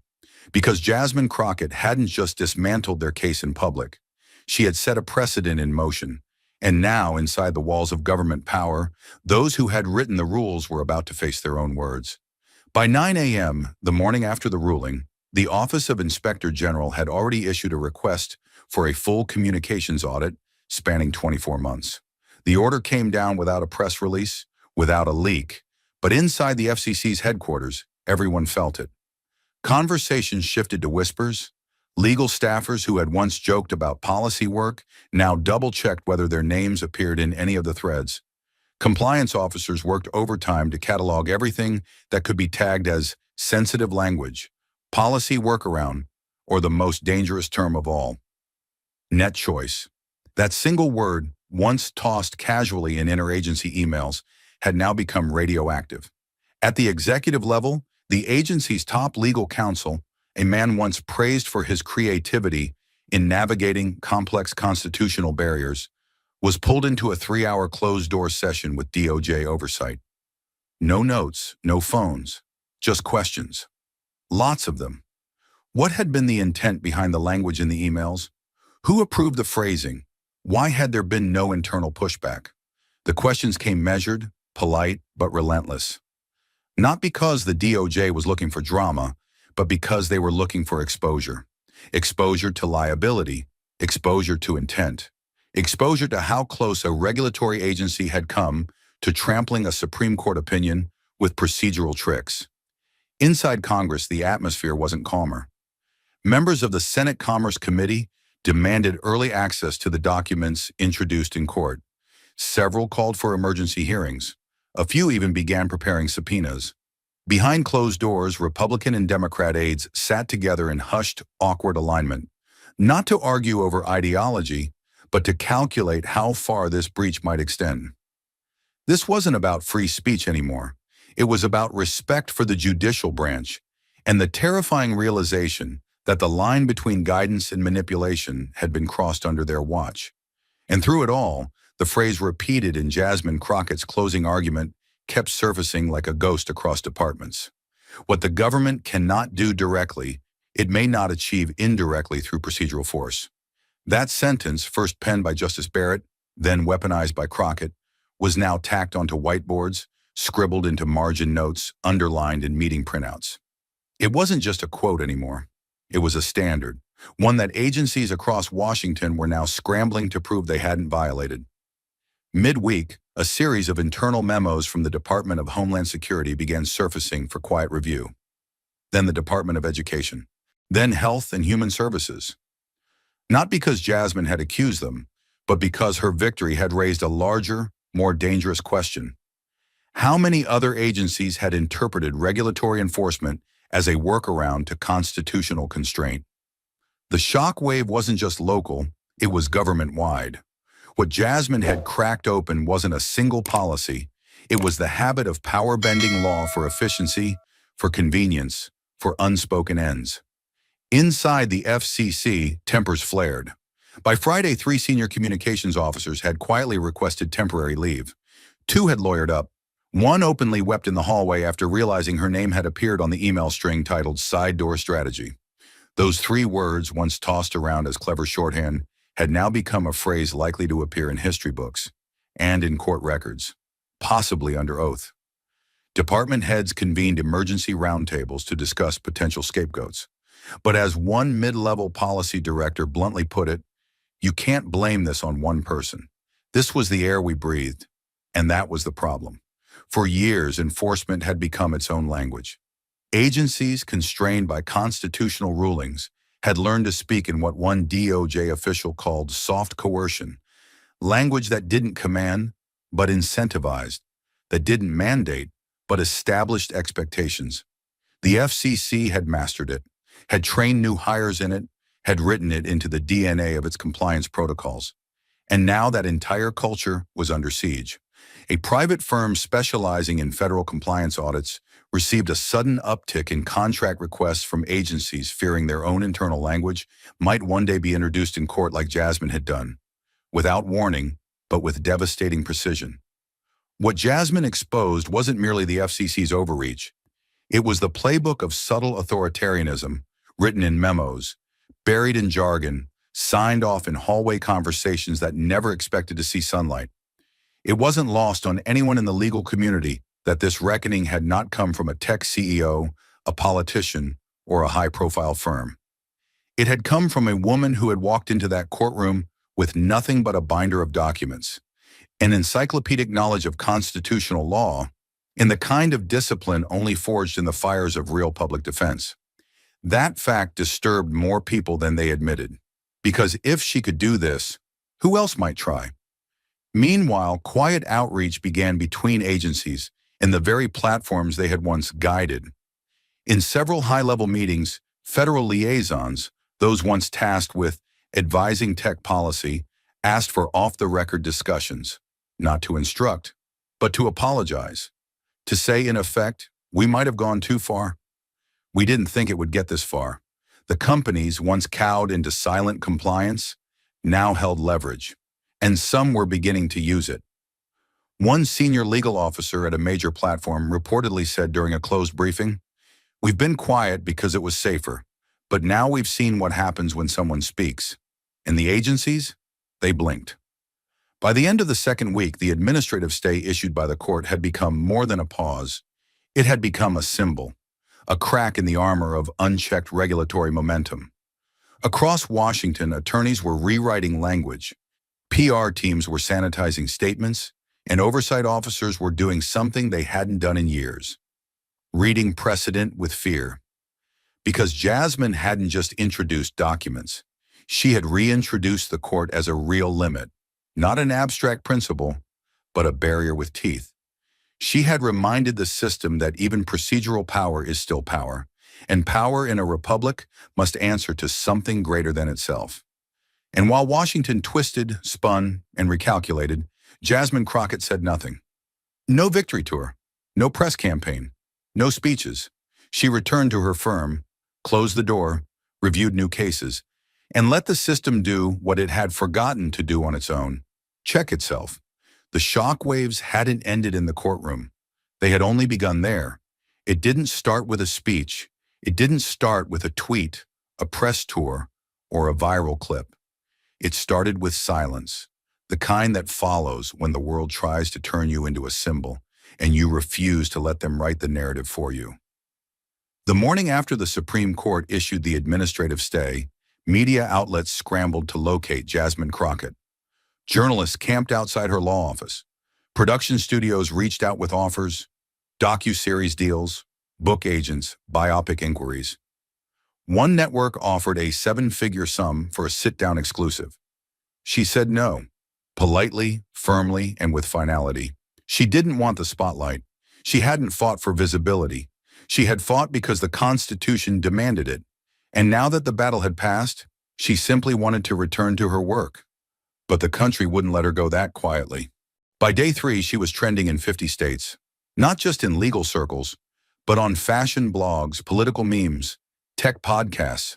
Her courtroom photo, hair pulled back, binder in hand, eyes forward, became a digital monument. The image was plastered over the words, "I don't represent silence, I represent freedom." Overnight, the phrase became a rallying cry, not for politicians, but for public defenders, policy reformers, and everyday citizens who had long felt the law belonged only to those born into its halls. And yet, through it all, Jasmine kept her head down. She refused comment. No podium, no parade. She returned every call from her existing clients before she returned a single one from the press. She still took eviction defense cases. She still showed up at legal aid clinics. When a local journalist managed to ask her, "How does it feel to be the face of constitutional resistance?" her answer was quiet but surgical. "I'm not the face. The Constitution is the face. I just made sure someone looked at it." Still, the story spread. Late-night hosts praised her precision. Law students built Reddit threads breaking down her courtroom logic line by line. Professors uploaded lectures titled "The Crockett Moment."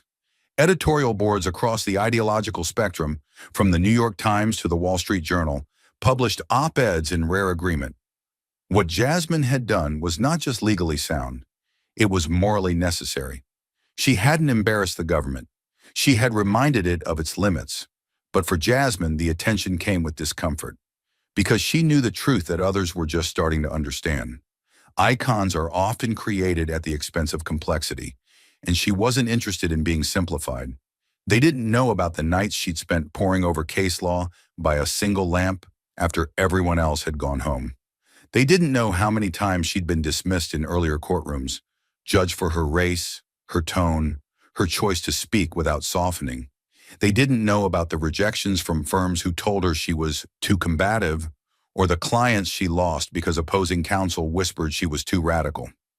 They only saw the victory. They didn't see the bruises, and still they tried to lift her higher.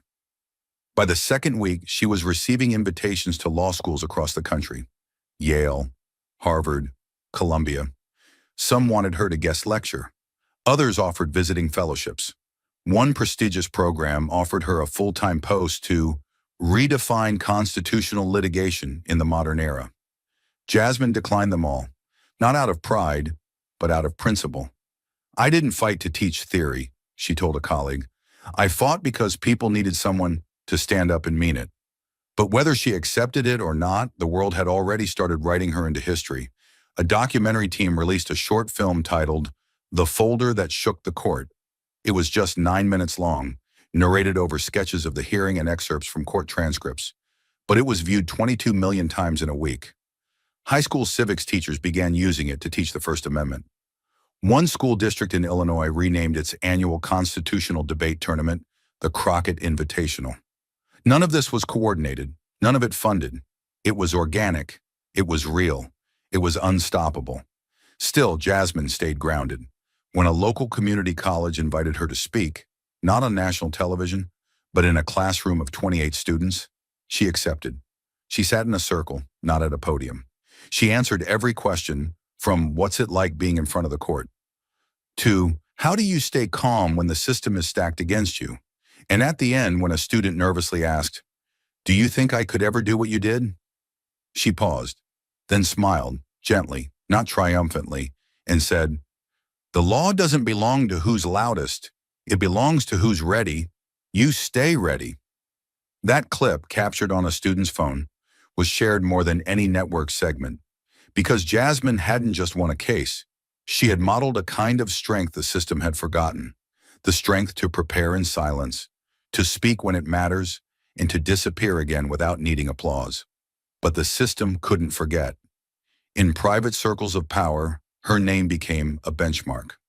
In one meeting at the Department of Justice, a senior official reportedly said, "We need to Crockett-proof our next rollout." In another agency, internal guidance included a now infamous line: "Ask the Crockett question. Could this be read as indirect coercion?"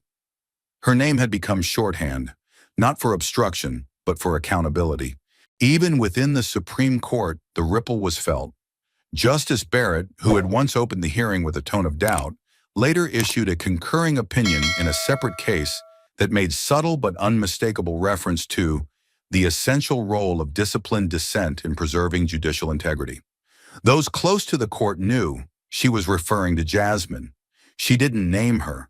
She didn't have to. And yet Jasmine remained absent from the circus that swirled around her. She never tried to leverage the moment. She never tried to monetize it. When asked if she'd consider public office, she replied, "I serve in a courtroom. That's the only seat that matters to me." What few knew was how deeply personal this was for her. Jasmine had grown up watching people get crushed by systems designed to help them. She'd watched her father, a union rep, spend nights writing grievances that no one ever read. She'd watched neighbors silenced not by court orders, but by paperwork they didn't understand.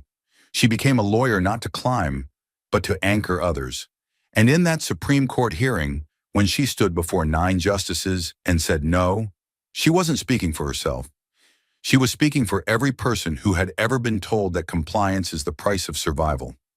So when the world tried to turn her into a brand, Jasmine stepped back. When a major publisher offered her a memoir deal, she asked one question: "Can I write it without putting myself on the cover?" When they said no, she passed. Because Jasmine Crockett didn't need the spotlight. She had already lit the path. And she knew the truth no headline would ever fully capture. The Constitution doesn't need celebrities. It needs guardians. And in the silence after the shouting, when the cameras are gone and the crowd forgets, that's when the real work begins. Legacies aren't always chosen. Some are thrust upon you. Others are carved by the choices you make when no one is looking. When you stand up, not because you're ready to be remembered, but because you're unwilling to forget what matters. Jasmine Crockett never asked for hers, but now it was being written in real time. In the months following her courtroom standoff with the FCC, the country didn't just remember her, it reshaped itself around her impact. Her name, once absent from any mainstream legal canon, was now etched across policy papers, syllabi, and legislative briefings. She didn't chase history. She didn't run for office. She didn't brand her moment.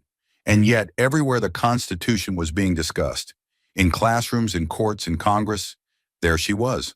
The Supreme Court's administrative stay became more than a pause. It became precedent. Slowly but deliberately, justices from both ideological wings began to cite her case in footnotes and side opinions. Initially cautiously, then more openly. The Crockett argument was referenced in a majority opinion about regulatory overreach in environmental policy, then again in a case involving public health communication limits. Legal scholars started calling it the Crockett Doctrine, the principle that government power, when disguised in procedural language, still carries constitutional weight and must be treated as such.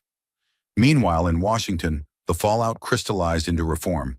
The FCC, under pressure from multiple oversight bodies, formally rescinded 4 content-related guidance memos.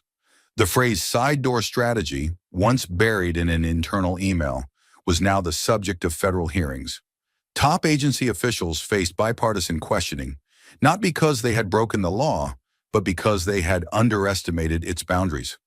In one session, a senator asked point blank, if Ms. Crockett hadn't brought this to light, how long would this policy have remained unchecked? The room was silent. The answer was obvious and damning. And then came legislation. A bipartisan coalition introduced a bill titled the Constitutional Compliance and Transparency Act, a dense title for a simple idea. Any federal agency attempting to issue guidance that might affect speech must disclose legal precedent used to justify it. The bill passed with a stunning 89-11 vote in the Senate. Even its most skeptical supporters admitted privately that the law wouldn't have existed without Jasmine Crockett. Though her name wasn't in the title, congressional aides began calling it the Crockett Clause behind closed doors. The nickname stuck. So did the standard. In classrooms, professors rewrote their lecture notes. First-year law students were taught not just the language of precedent, but the strategy Jasmine used to deliver it. How she built her argument from case law, like Youngstown versus Sawyer. How she dismantled an entire regulatory apparatus with nothing but a folder of documents and a constitutional mirror. How she invoked the very words of the court, not to flatter it, but to hold it accountable to itself. For many students, it wasn't just case analysis. It was a masterclass in principle over politics. Legal conferences that once headlined high-profile circuit judges now began inviting public defenders, civil rights attorneys, and constitutional purists who cited Jasmine's testimony as a turning point. One speaker at the National Civil Liberties Summit called it the moment when law remembered its soul. Another described her approach as the quiet return of adversarial brilliance. Where truth doesn't shout, it shows up with receipts. Even the Supreme Court, often reluctant to comment publicly on landmark moments, could not avoid the mark she left.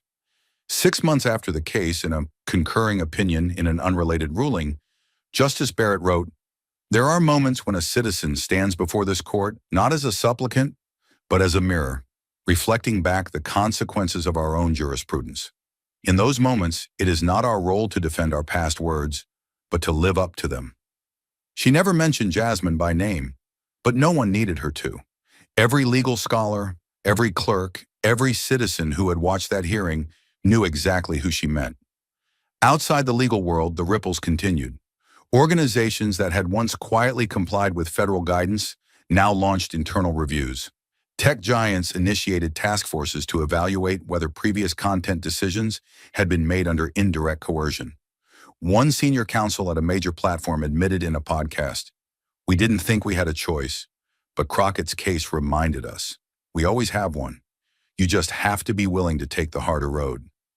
That road, lonely, uphill, and often thankless, was one Jasmine had walked for years before anyone paid attention. And even now, she still didn't walk it for applause. She declined a National Civil Rights Award, declined to sit on federal advisory boards. When a major university offered to name a constitutional law chair in her honor, she politely refused. "Name it after the principal, not the person," she said. "Let the students chase truth, not me." But even in her refusal, the legacy only deepened. Because what made Jasmine unforgettable wasn't the drama. It wasn't even the courtroom exchange. It was the clarity of her motive. She wasn't there to win. She was there to warn. And because she stayed humble in the face of history, history responded not by idolizing her, but by respecting her, deeply, permanently. Community legal organizations began raising funds in her name, without her asking. One initiative provided scholarships for Black women entering constitutional law. Another created a database of FOIA-ready resources for attorneys facing federal overreach. Jasmine never promoted these programs, but when she found out, she quietly donated under aliases. Because her fight was never about recognition, it was about preservation, of truth, of law, of dignity and defense. And while the world continued to move forward, Jasmine did what she had always done. She kept showing up, quietly, relentlessly, one hearing at a time, one case at a time. She stood beside people who couldn't afford the kind of representation she had given the Constitution itself. Because to her, it wasn't different. Every person who stood up against wrongful power, whether in a housing dispute or in front of the Supreme Court, deserved the same fire, the same respect, the same precision. Her name now lives in decisions, in footnotes, in oral arguments across the country. Law students will one day recite her phrases, quote her case, build from her logic without even realizing they're walking a path she carved with bloodless brilliance. Because some legacies are built with parades, others are built in silence, in discipline, in one unforgettable moment of refusal. Jasmine Crockett never asked to be remembered, but history had no choice, because when you force power to remember its limits, you earn your place in every room that follows. And as Jasmine Crockett's name began to fade from headlines but echo more deeply in the halls where decisions are made, one truth began to crystallize, not in laws or rulings but in hearts. This story was never just about regulation. It was about resistance. It was about one person standing up in the one room where everyone expected her to shrink. There's a kind of bravery the world doesn't celebrate because it's too quiet. It's not loud enough for applause. It doesn't fit in a tweet or a quote. It doesn't always wear a robe or carry a badge, but it shows up anyway, fully aware of the weight stacked against it, and decides to speak when silence would be safer. Jasmine's lesson, the one that shook a courtroom and then spread like wildfire across a complacent legal system, was not that power can be confronted. We already knew that. Her lesson was that power can be confronted and still lose, because this system wasn't built for her. Not her skin, not her voice, not her sharp, unflinching command of precedent delivered from the mouth of someone they never expected to command anything. They didn't prepare for someone like Jasmine. They prepared for what they thought she represented, another defiant voice without weight. But Jasmine wasn't just defiance. She was discipline. Her argument didn't land because it was loud. It landed because it was exact. Her words weren't performance. They were structure. Every sentence, a brick. Every precedent, a steel beam. She built something in that courtroom that couldn't be torn down. And through that, she exposed something darker. The system didn't fall into overreach by accident. It did so because no one expected to be challenged, at least not by her. That is the human injustice at the center of it all. Not just that the FCC abused power, but that they believed no one would ever stand up to it. That silence could be assumed, that compliance would be reflex, that the courtroom would hold no one brave or prepared enough to pull back the curtain. Jasmine didn't just pull it back, she burned it. But let's not forget what it cost her to do that. This story isn't just inspiration, it's a warning. Because the same world that now praises her tried to bury her in expectation, in presumption, in isolation. Before the ruling, she stood alone. She sat at that defense table, flanked not by fame or fanfare, but by doubt, by murmurs from legal commentators who called her decision to speak directly to the court reckless, miscalculated, even naive. But she didn't fight to be liked. She didn't argue to be remembered. She stood because she knew what silence would cost and who it would crush next. And that's the lesson. Sometimes the most powerful fight is one you walk into already knowing you may lose, but knowing that not fighting would be a greater defeat. Jasmine didn't just make a legal argument. She made a moral one. That fear should not dictate freedom, that access to truth should not depend on who has the most money or the loudest platform, that you do not need permission to defend the Constitution. You just need to know it better than the people trying to bend it. What she did, what she proved, is that preparation is protest. That knowledge is a weapon when the world expects ignorance. That clarity is an act of rebellion in a system that survives on confusion and complicity. Jasmine Crockett walked into the highest court in the land, not to ask for justice, but to remind it of its own words. And when those words came back to haunt the very bench that wrote them, they didn't flinch. They listened, because they had no choice. And that is what makes this story timeless. It reminds us that the Constitution is not a relic. It is not a sacred text behind glass. It is a living document, but only if living people are willing to breathe life into it, not when it's easy, but when it's costly. Jasmine didn't wear armor. She wore history, and she walked with the weight of every unheard voice, every forced compromise, every person who had once looked at a system built for power and asked, "Is there a place for me inside it?" And she answered, "Yes, but only if we make it." Thank you for watching until this moment and for standing with us on this journey for justice. Your support means everything. Like, subscribe, and turn on notifications so you never miss what's next. And we'd love to hear your thoughts. Leave a comment below and let us know what moved you most in this story. Together, our voices make a difference.